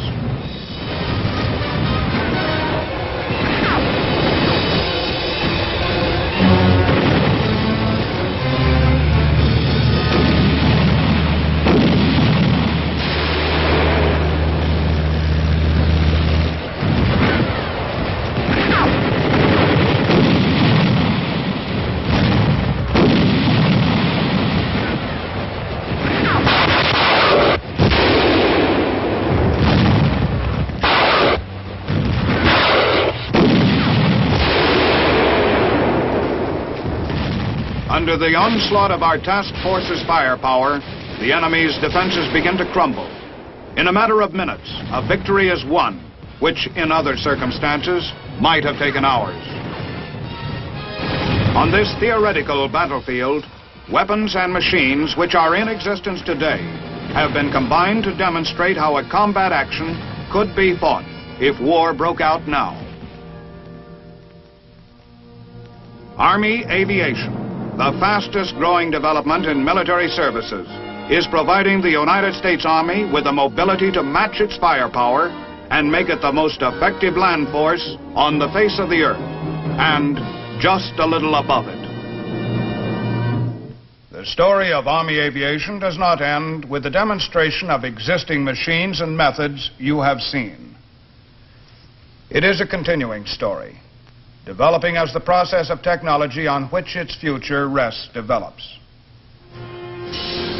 Experiments are going on today with machines that are truly incredible. Individual lift devices such as the flying platform, and others of similar principles and similar purpose. Aircraft of radical design with vertical takeoff and landing powers. And on the drawing boards are machines of even more spectacular possibilities. An aerial jeep and aerial assault vehicle. A flying crane that will be able to carry as much as 12 tons for distances of 25 to 50 miles. Perhaps not all of these vehicles will actually become realities. The tests that lie between concept and practice are severe ones. But they are representative of the ideas that emerge in the continuous, never-ending effort to develop the Army's mobility, increase it, and increase it still more. There is no doubt that just as aircraft in the last few years have augmented the Army's potential in battle substantially, improved aircraft in the years ahead will develop it further. And in the process, the weapons and the concept of Army aviation may well revolutionize the tactics of ground warfare in the future that lies just before us. Now, this is Sergeant Stuart Queen, your host for The Big Picture.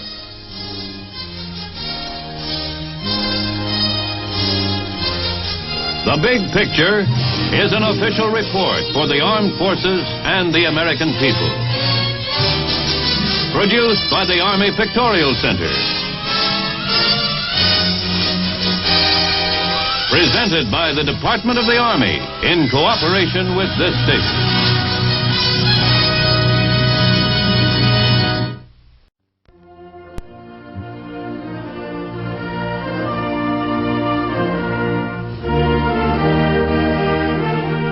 Stone cannot encompass spirit, nor can memory truly be frozen in the shrines that men erect. But in granite and marble, in fieldstone and clay, we find the symbols of our desire to preserve what is enduringly valuable in our lives and in our honored history. The American soldier is so honored and has always been.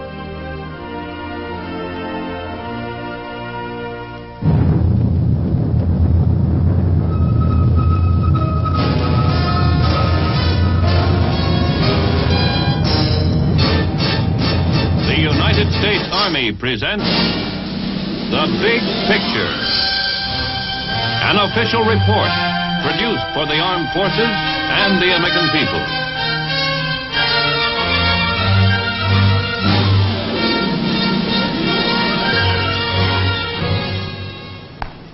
Right shoulder, ho! Ho! Right, hood!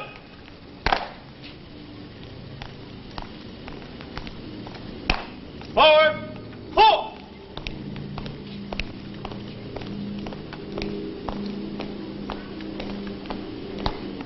In this tomb of the unknowns, on a green slope in Arlington National Cemetery, the bodies of 3 heroes lie buried. The unknown soldier of World War I, and the recently interred unidentified heroes of World War II and Korea. Symbols of all heroes who fell in the wars of the nation's maturity. In village squares and public grounds, their memory and the memory of all their brothers in arms before them are enshrined in a chain of tribute that reaches back across the developing story of the nation itself. Its recognition of its manifest destiny to be strong enough to support freedom beyond its own shores. The wild opening of its western territories. The tragic strife of the Civil War, which tested its ability to stand as a union. The painful years of its early growth, back to the beginning, to the men who began building that history, the nation's history, and with it the history of the Army, which has fought to preserve the nation's integrity and indeed its very life.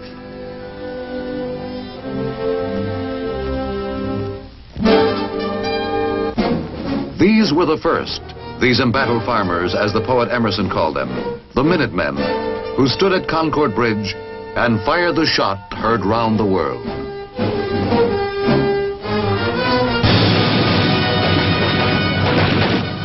Here, in a fury of rebellion, the American Army was born, brought to life by angry militiamen who turned back a British raid on the supply stores in Massachusetts colony and drove the red-coated troops of the King in a rout back to Boston.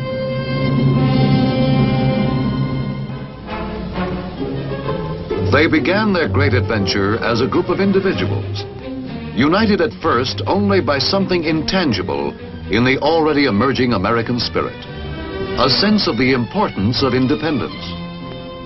They came down from their farms and out of their shops to take up arms with the idea only of standing up for their rights against a domination which had become more oppressive with the years. Fate gave them a leader, and under him they built a unity in arms, a fighting force in which they could wage their growing rebellion with a hope of victory. The Continental Congress gave their struggle a direction that was breathtaking in its audacity and sweeping in its vision of man's rights. And now the soldier of the revolution was fighting for more than a vaguely felt idea.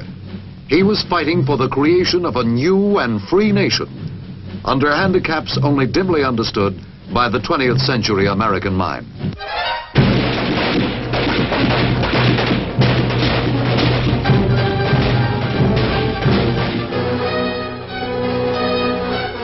But to the glory of his own wondrous age and the survival of freedom for all the ages that would do him honor, he endured.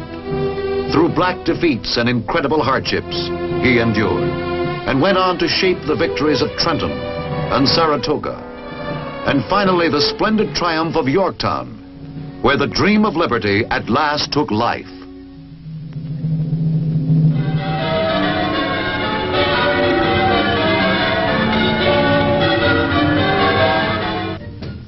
Because of his own beliefs, simple and clean in the rightness of his cause, the American Army held together in its infancy.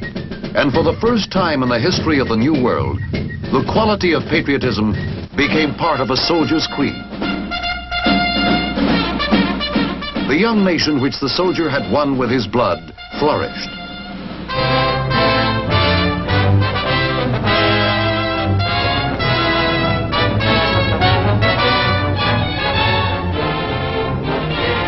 A bedrock of political morality gave it a base on which its hard-bought freedom for its people could grow.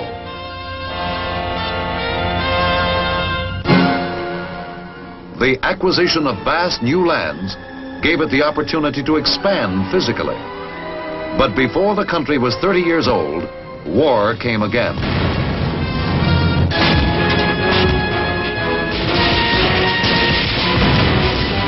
The conflict with the British this time was over British interference with the rights of American seamen.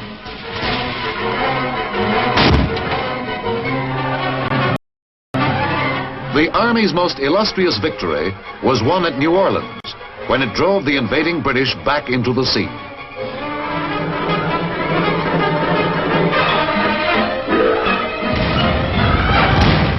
Although this War of 1812 was primarily a naval one, the country learned its need for a professional standing army. Posterity inherited a national anthem when a young American named Francis Scott Key was moved to make his tribute to the unconquerable Star-Spangled Banner, when after the British shelling of Fort McHenry, he saw the flag still flying.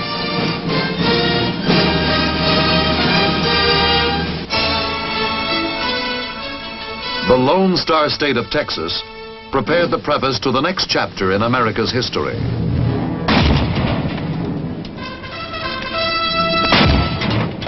A Mexican possession, Texas won its independence after a long and bloody struggle during which a band of 187 Americans met death and heroic fame in their brave but doomed defense of the Alamo.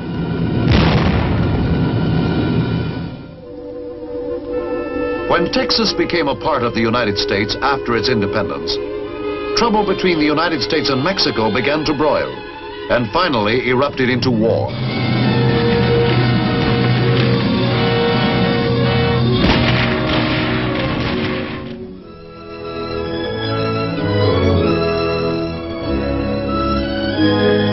With the acquisition of new territories, which the soldier won in the war with Mexico, the nation was growing in strength and productivity.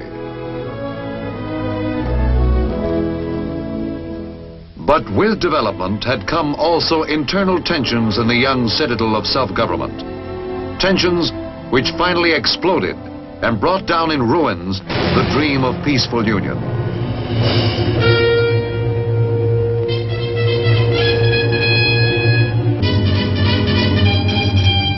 The most tragic of all wars, that of brother against brother, was forced upon the nation.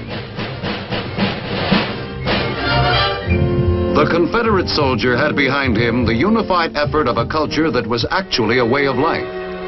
He had as well a superb military organization backing him.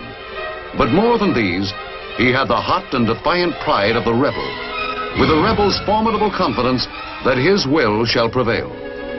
A Confederate poet wrote, "The world shall behold in many a distant port another flag unfurled." And from the rapidity with which the Southerner began chalking up victories, it looked as if it might happen.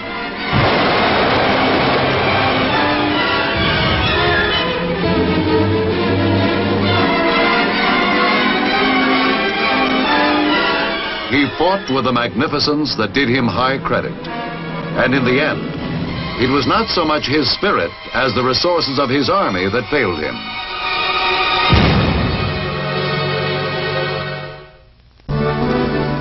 In performance, the Union Army suffered at first from an overconfidence and a lack of unity. But in the crucible of combat, these were corrected.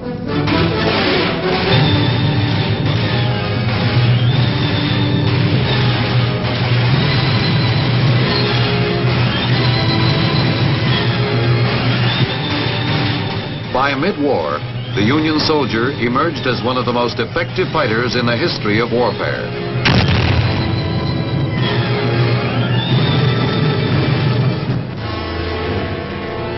The Civil War has many distinctions in the annals of arms. It was the first modern war. It was a war of sweeping movement. It was a war of massed fire. Spectacular plans were brilliantly executed. Its campaigns are still studied as classics of combat.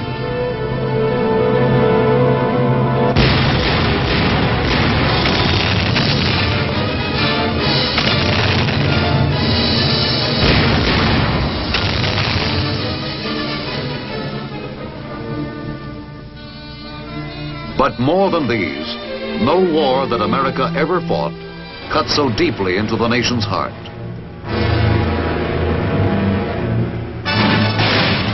The grim, heroic figures in blue and gray who stood against each other on a succession of battlefields, whose names are now part of our heritage, created images that would never be far from the American mind.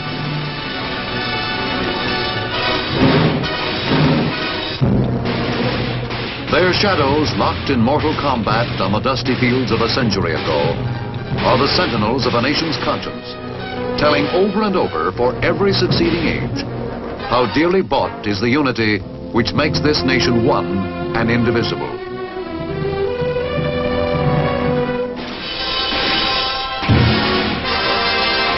In the end, it was the soldier from the North who prevailed. His industrial power was superior, his supply of manpower wider, and in the perspective of history, his heroic sacrifice gave us the Union forever.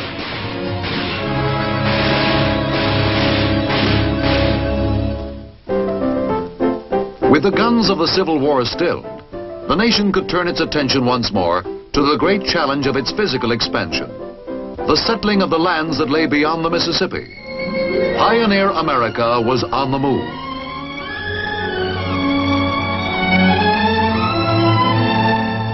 But the challenge brought its own enemy. The Indian, who had resisted the white man's settlement of the new continent from the beginning, had grown bold and powerful in the years the country was absorbed in its struggle for the Union. Now he was able to show in fierce strength his opposition to this extension into the buffalo hunting grounds.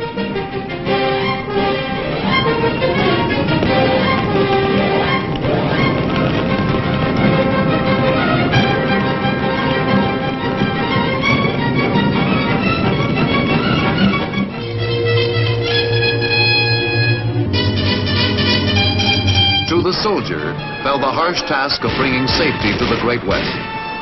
300,000 Indians roamed the plains. The army at its peak numbered scarcely more than 2,500. From the Rio Grande to Canada, from the Mississippi to the Pacific, the soldier was the arm of the national authority.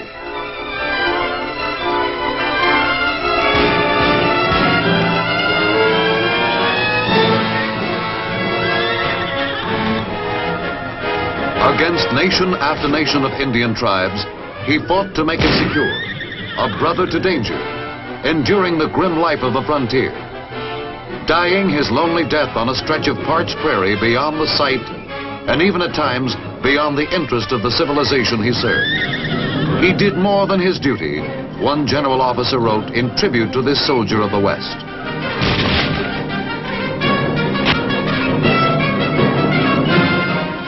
did more than his duty. And in the doing, he wrote a page of glory, which will be read and thrilled to so long as men prize courage. Finally, at the end of the flaming 19th century, the West was secure.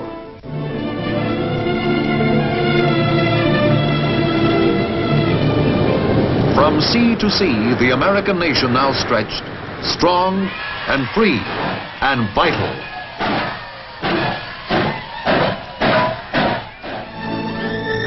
The land yielded steadily to the peaceful tools of production.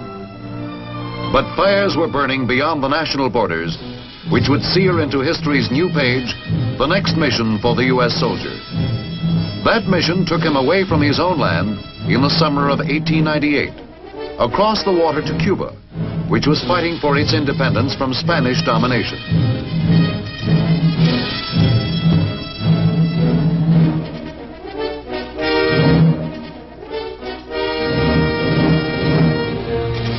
The Spanish-American War was a short one.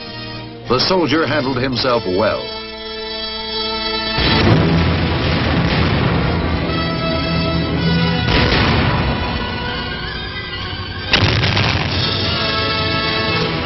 The world remembers the soldier of that war, chiefly for his most significant and decisive battle, his dashing charge up San Juan Hill and nearby El Caney on the approach to Santiago on the first day of July.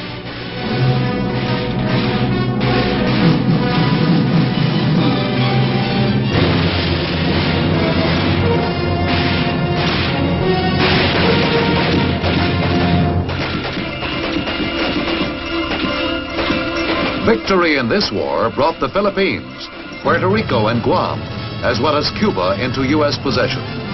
And the United States would forever after be involved in the affairs of the world at large.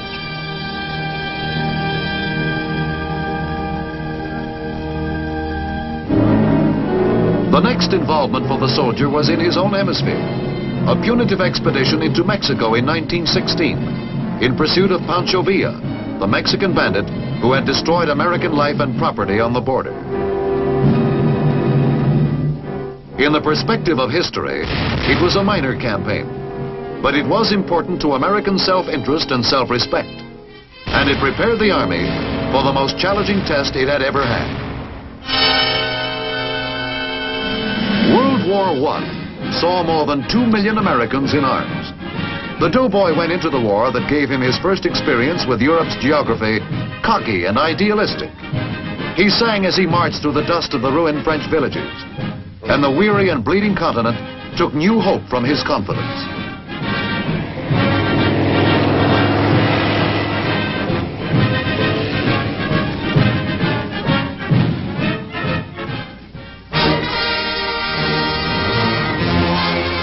Battle dimmed his exuberance, for men mature quickly under fire.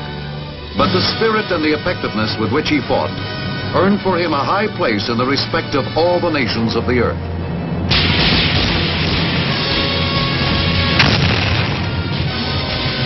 A British poet wrote in his tribute, "You traveled across a watching world to show how heroes die."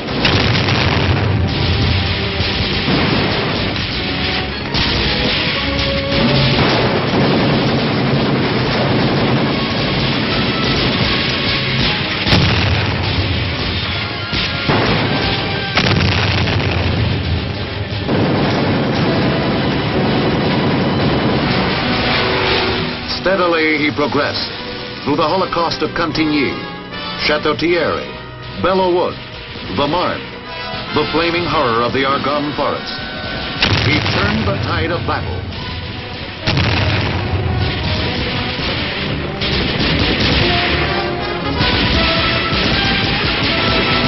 And the Great War came to an end.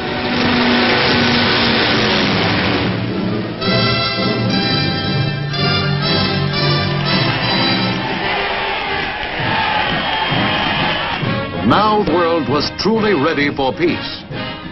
Certainly the veteran of that war hoped he had brought about a world that would be free of war forever after.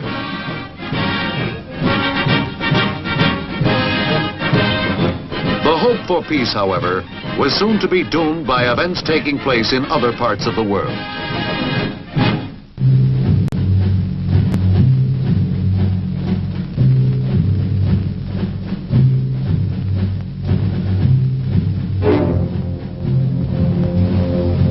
Hat sich über der Bewegung ein schwarzer Schatten erhoben. Die SA hat so wenig als irgendeine andere Institution der Partei, die es wagen, sich an ihr zu versündigen.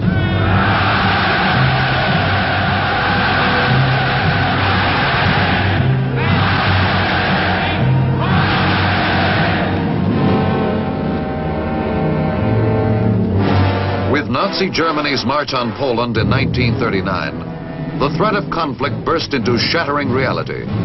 War of a dimension the world had never seen was introduced. Before it was ever involved, America began preparing its men. The long conversion from citizen to serviceman began. Sometimes it seemed like a hopeless task. But almost before they knew it, America's sons were soldiers. Their training for war, however, began under conditions something less than realistic. It was still possible to believe that America could remain untouched, and war still seemed remote.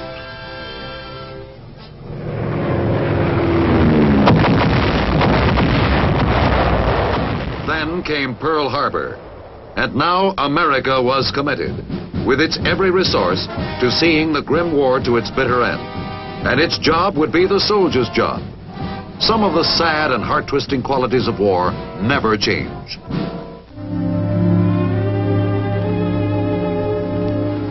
And some change enormously. World War II had almost the entire globe as its battlefield.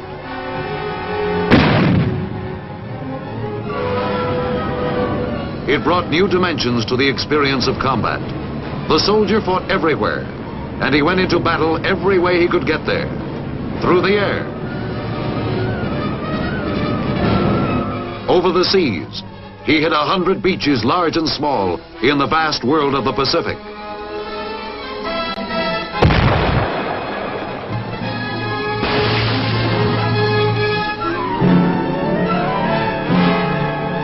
He fought his way through jungle hells whose names the world had never heard before.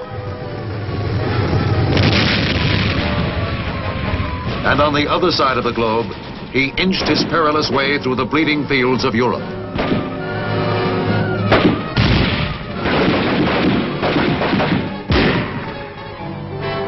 He fought in villages where his fathers had fought before him, in towns grown old in peace, in cities which for centuries had stored the flower of man's Western culture.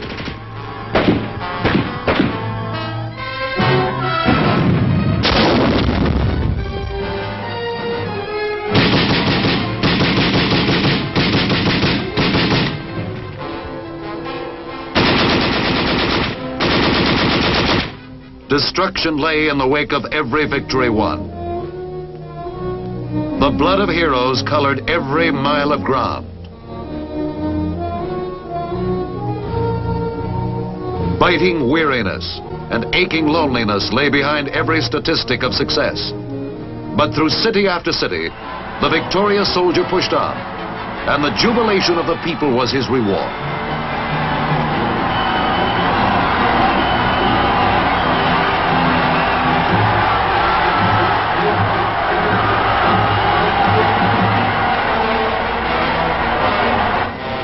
On the other side of every liberated city lay the war again. Another battle to win. Another mile or another 20 to travel. Another day to fight.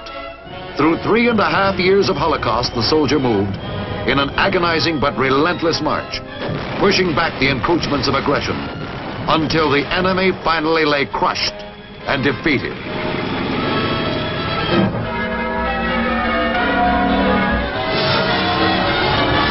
How jubilant was the taste of victory. How sweet the rewards of peace.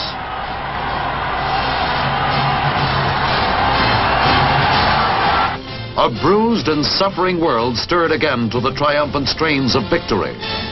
For the soldier, It was the proud end of a long and arduous road.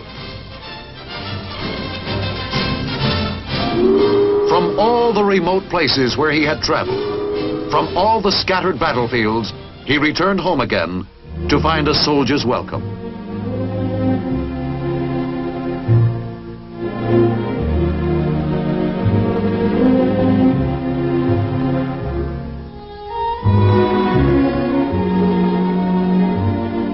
He returned to the life he had left as citizen soldiers for generations before him had done.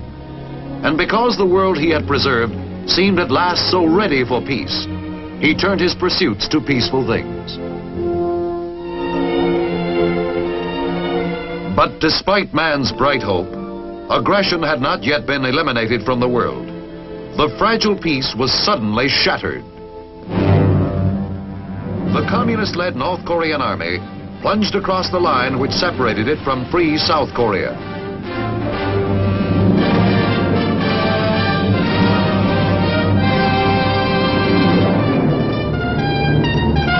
And now, once again, the soldier was on foreign soil, making his soldier's way through the kind of troubles which had always beset his brothers.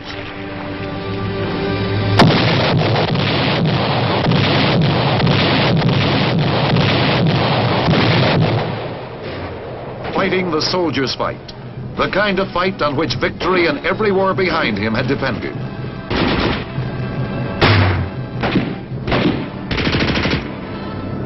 Korea added new names to the honor roll of heroes. It added new listings to the roster of once unfamiliar places, which would forever after be part of the nation's history.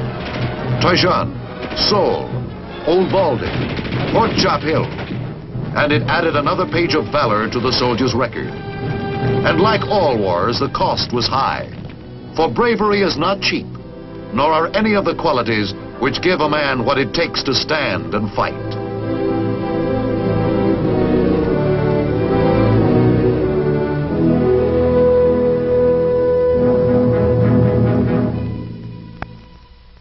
What are the beliefs for which men will fight? They range from faith in a nation which strives under God to achieve its destiny, from a capacity for honor that springs perhaps from something fundamental in man's spirit, from these all across the broad range of human experience. Through 8 generations and a dozen wars, the individual American within reach of the enemy's cannon has searched for his personal identity with the massive forces of history, which have made him and his rifle the agents of the national interest. And because he has, in his own way, in his own time, found his answer, his nation has found, in every succeeding test, a victor's strength.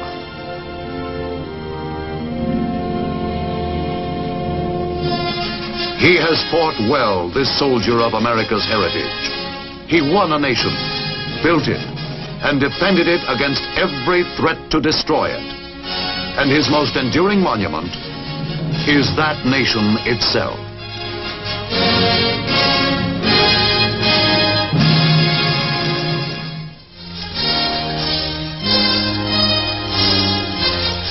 The Big Picture is an official report for the armed forces and the American people. Produced by the Army Pictorial Center. Presented by the Department of the Army in cooperation with this station.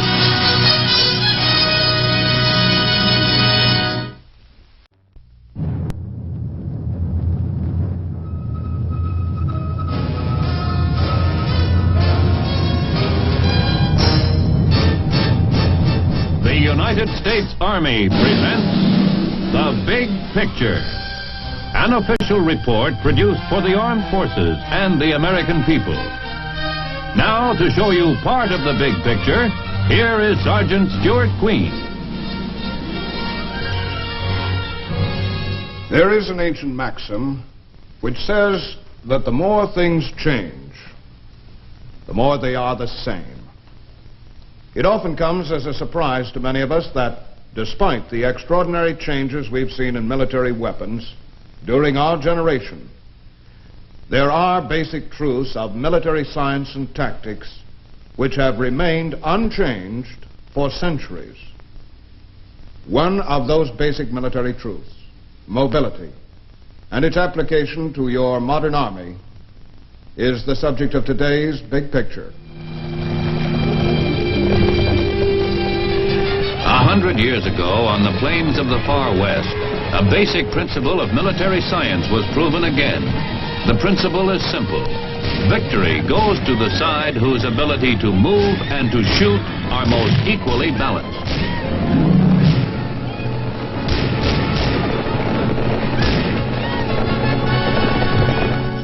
Before the First World War, the horse provided all the tactical mobility the Army needed. But then, the balance changed abruptly.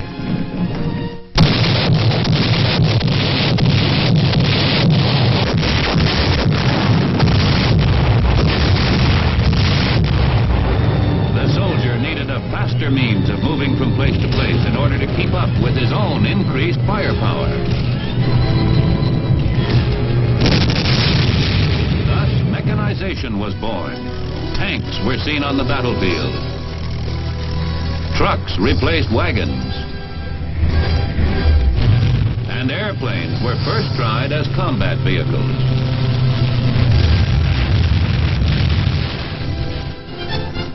Between the two world wars, the Army was not quick to mechanize. There was no pressing need to. And the modernization of a fighting force was a costly business, even in the days when a dollar was worth a dollar.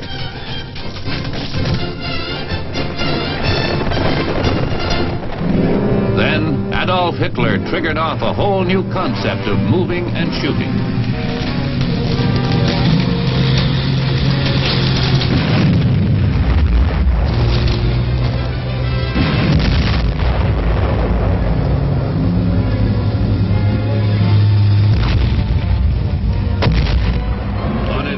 The same old story.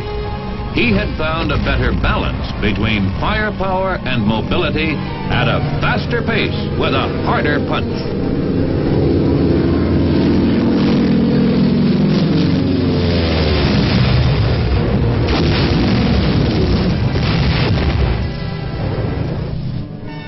By the end of World War II, we had come far down the road toward mechanization. Reconnaissance, the search for information, had accelerated because mobility had been improved, and our soldier was again able to move as fast as he could shoot.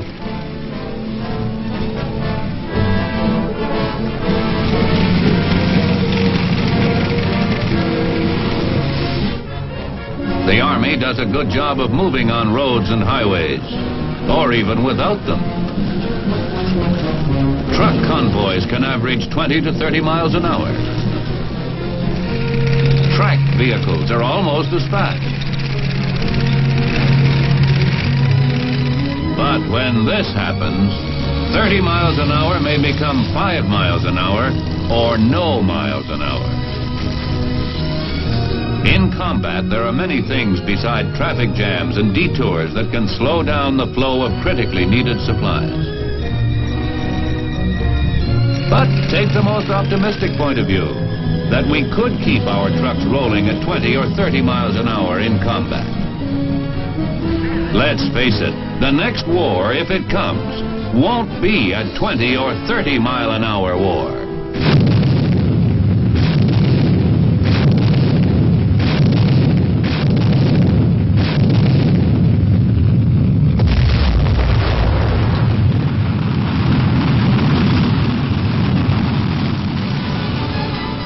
Firepower available to the Army today is tremendous, and we must assume that our potential enemies have just as much firepower as we have.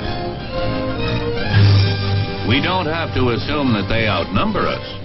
We know that they can put several well-trained men in the field for every one of ours.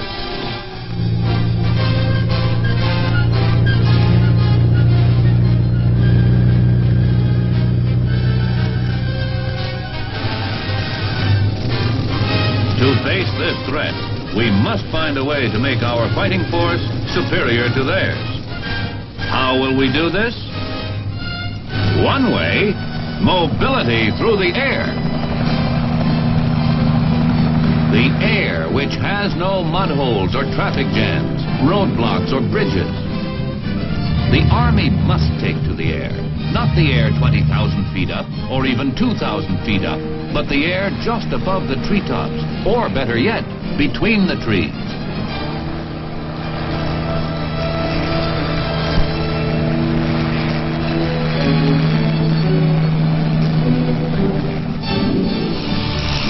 Army aviation has many different functions, but all of them are part of the land battle.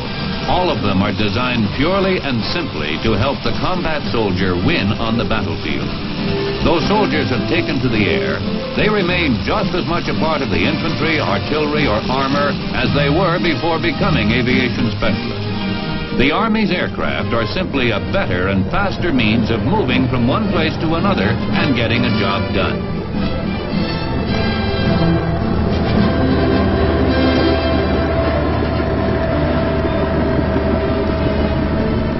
Today's helicopter is not the ultimate all-purpose air vehicle that the Army is seeking, but it has many points in its favor. It can land in cramped quarters and maintain close contact with soldiers on the ground. The Army's larger helicopters are equally versatile. They are flown night and day to teach Army aviators the tactics and techniques for our airmobile future.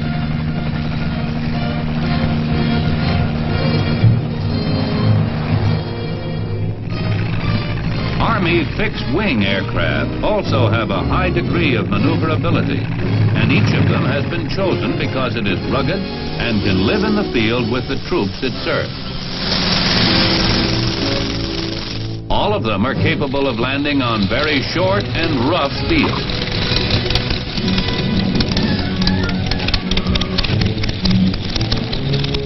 They are designed to take off with a brief run over very steep barriers.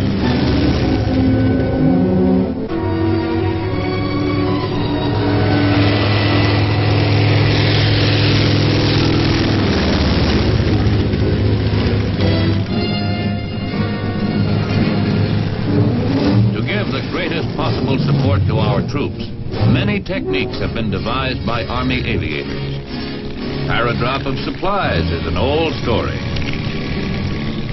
So is the laying of wire from fixed wing planes. But one of the newer jobs for aviation is in collaboration with the Missile Command. The Honest John rocket is air transportable, so is its launching equipment. Thus, in a matter of minutes, a critically needed rocket can be hauled to a launching site and fired.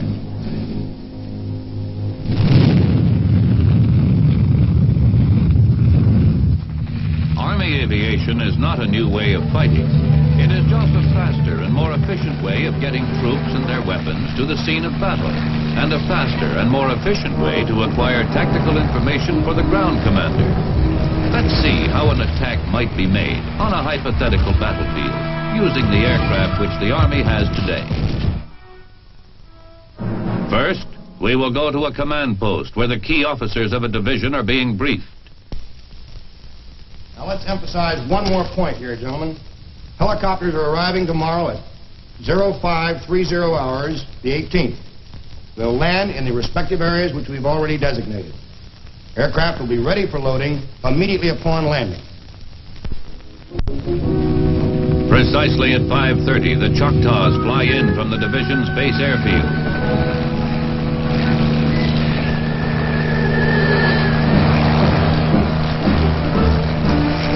Smoke pots mark the pickup site, and each pilot knows exactly where to touch down.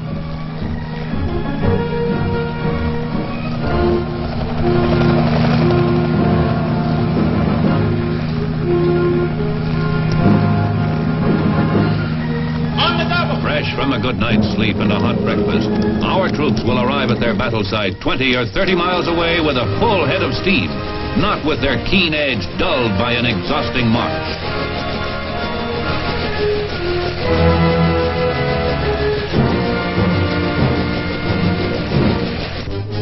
Meanwhile, jeep-mounted heavy weapons are loaded aboard powerful Mojaves to be carried directly to the battle area.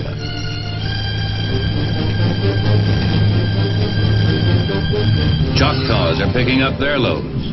They can easily carry a jeep with a recoilless rifle.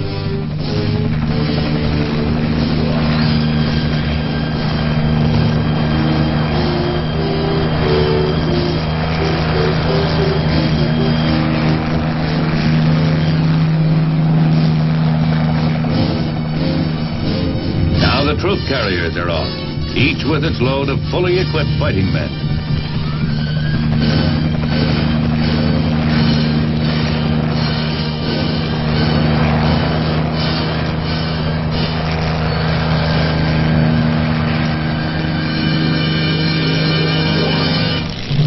Over the attack objective, a forward observer is directing a continual barrage to soften up the enemy's resistance.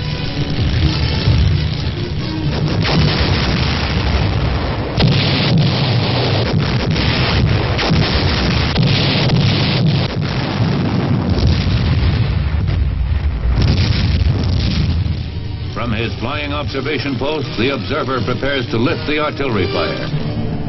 He sees a reconnaissance patrol armed with machine guns and rockets coming in right on schedule.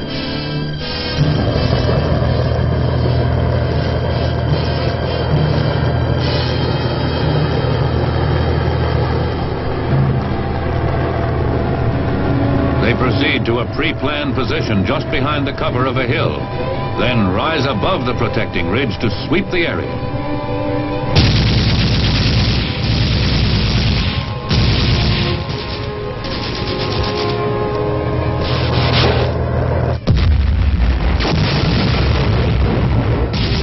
Shortly, the leader of this armed reconnaissance party calls the next turn.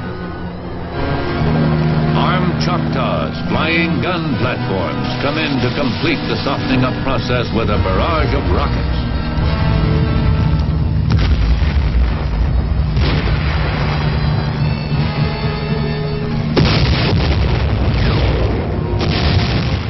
The troop carriers near the battle area, winging over terrain obstacles impassable for troops on the ground.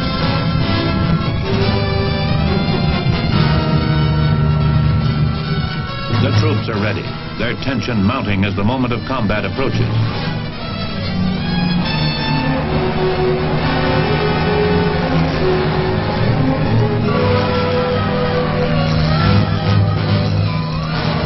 Another flight of armed Choctaws holds the enemy down.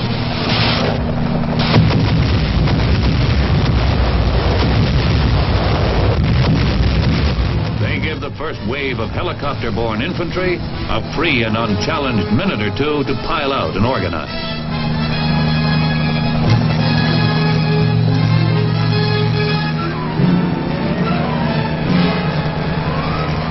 This is Army aviation paying off. Our men are landed practically on their objective, fresh and ready to go.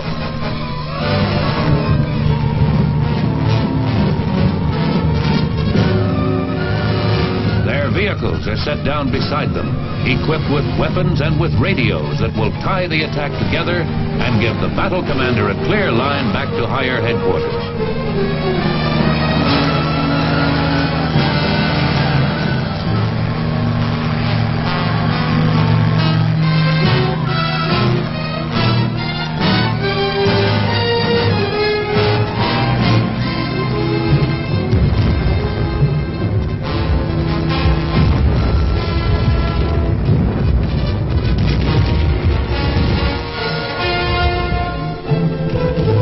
As the troops press forward, the Mojaves come in.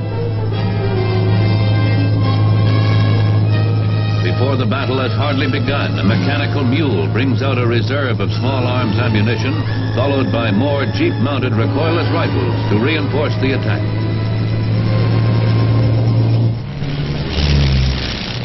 Flying over the area, a battle surveillance observer keeps tabs on the enemy.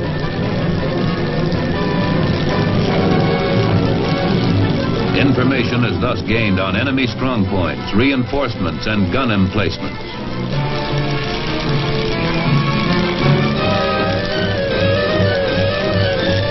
A A running commentary on the course of battle is available to the ground commander, giving him an extra pair of all-seeing eyes. The troops push forward toward their initial objective.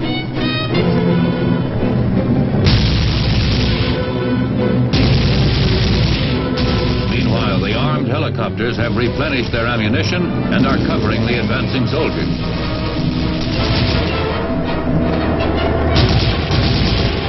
Our troops near their objective and set up fields of fight.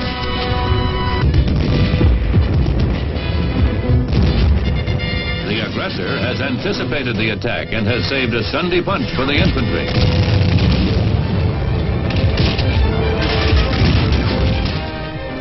The battle commander quickly figures the odds. The attack must not stall. He has an ace in the hole, and he uses it. He radios directly to the commander of his reserve force, telling him to bring more troops forward in fixed wing planes to an assembly point for helicopter delivery to the battle scene.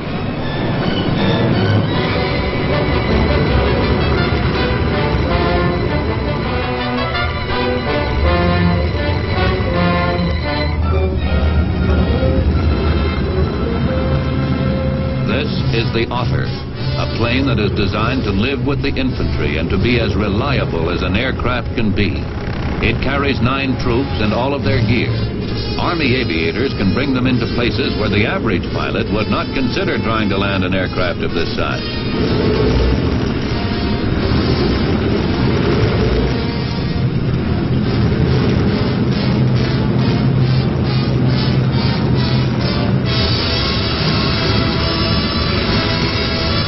The Choctaw Air Ferry continues its shuttle, bringing more equipment and the reserves who were delivered to the assembly area in Otter.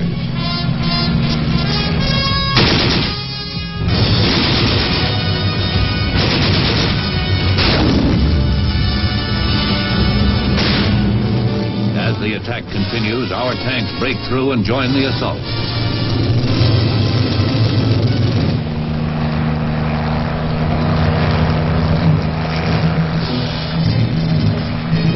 No battle is without casualties, but our Mojaves are ready.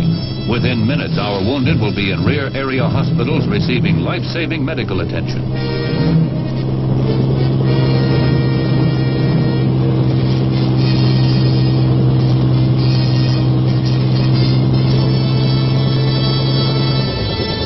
And now, at full fighting strength, the division surges forward.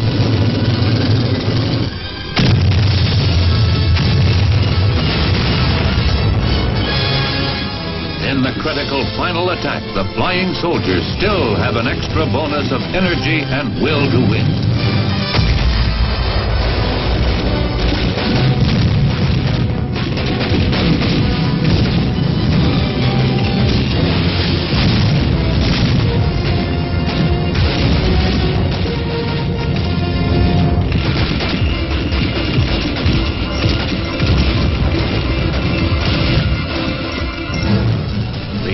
Determination is broken. The victory is ours.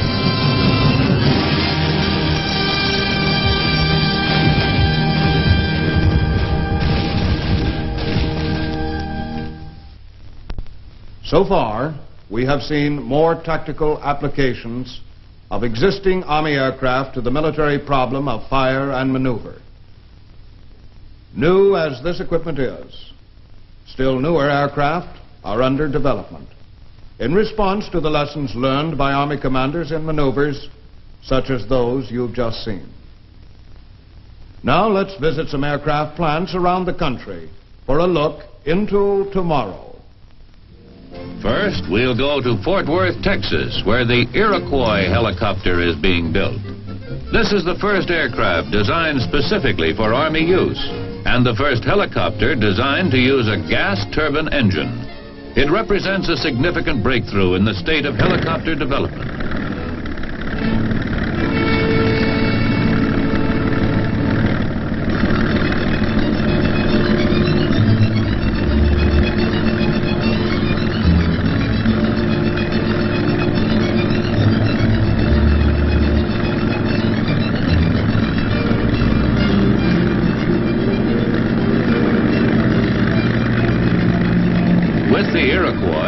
capability in the battlefield will be greatly improved, for it has been built as a many-purpose vehicle. It will serve as a stable and agile platform from which to deliver fire.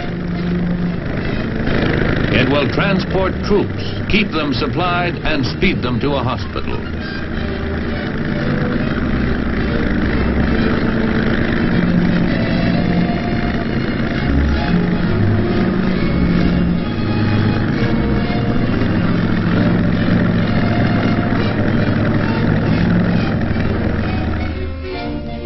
Here on Long Island is the Mohawk, a new airplane being built especially for Army observation, used to help the ground commander locate targets on the fast-moving battlefield of tomorrow.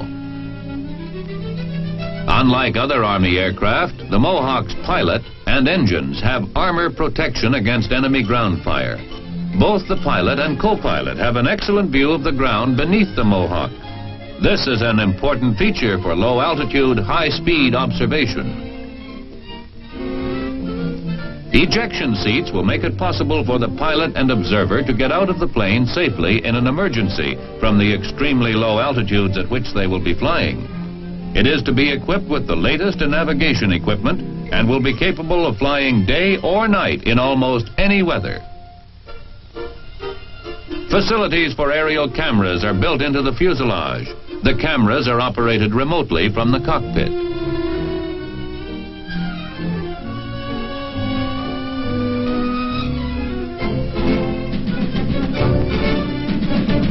When pictures are taken, this outer panel opens and closes automatically.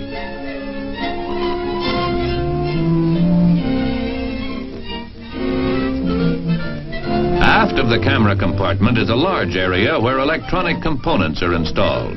The Mohawk will be an ideal vehicle for the new television, radar, and infrared surveillance equipment that is being developed by the Army.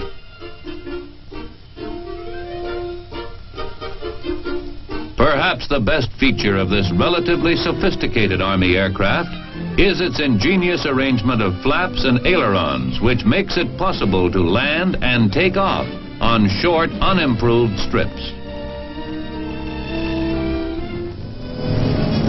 Here in Philadelphia is a vehicle which is in its first stage of development. It takes off as a helicopter, then tilts its wings and propellers forward and becomes a conventional airplane.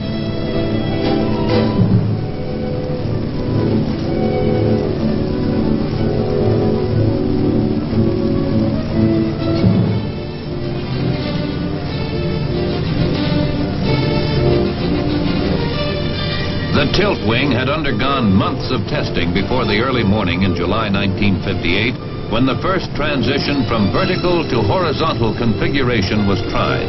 All indications pointed toward success, but it had never been done before.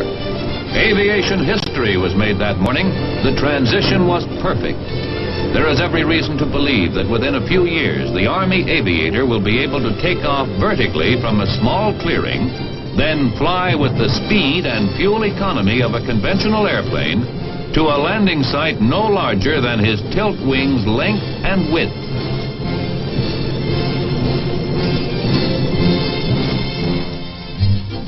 Next to Toronto, Canada, to see the first flying model of the Caribou. Several Caribous will be purchased by the Army for testing as a battlefield troop and cargo carrier.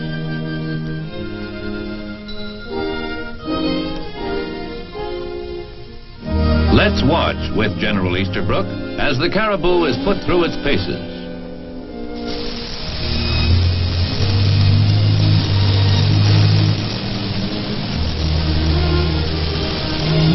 The most remarkable feature of the Caribou is its extremely short takeoff and landing ability. Watch this.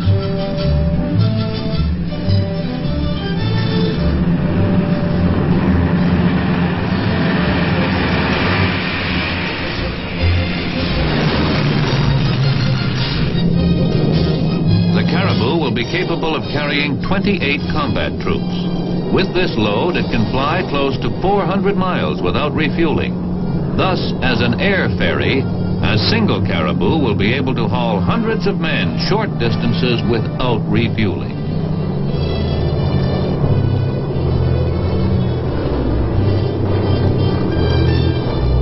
operate in rough country without prepared strips, for this 10-ton plus airplane requires only 500 feet from touchdown to a full stop.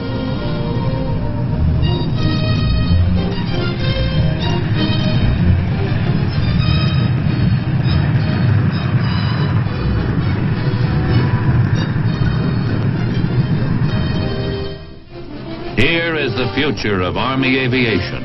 The 15,000 soldiers who are directly involved in Army aviation today. They are working to improve the balance between firepower and movement so that tomorrow's war, if it comes, will find our side with the advantage. Army aviation is more than a new weapon. It multiplies the effectiveness of every weapon we have now and those we will have in the future. How soon our flying soldiers can realize the advantages which aviation can provide depends on our ability to develop this potential and to acquire the air vehicles to do the job.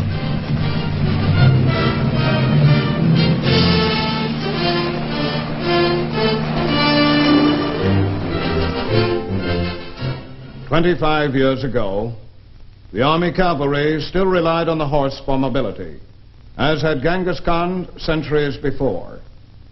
In World War II, the Army traded in its horses for tanks and developed powerful armored divisions and armored cavalry regiments to give it the mobility essential to victory. Following VJ Day, the helicopter began making its appearance in Army maneuvers, and by the time of the Korean War, was ready to provide Army commanders with the means of rapidly moving supplies over areas inaccessible to ground vehicles. It also proved invaluable in the rapid evacuation of wounded, directly from the battlefield to hospitals in the rear.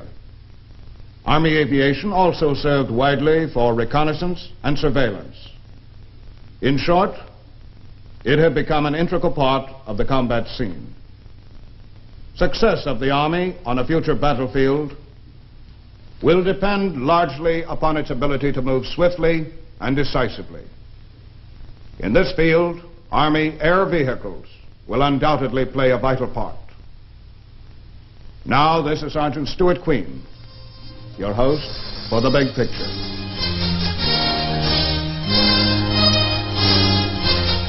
The Big Picture is an official report for the armed forces and the American people. Produced by the Army Pictorial Center. Presented by the Department of the Army in cooperation with this station.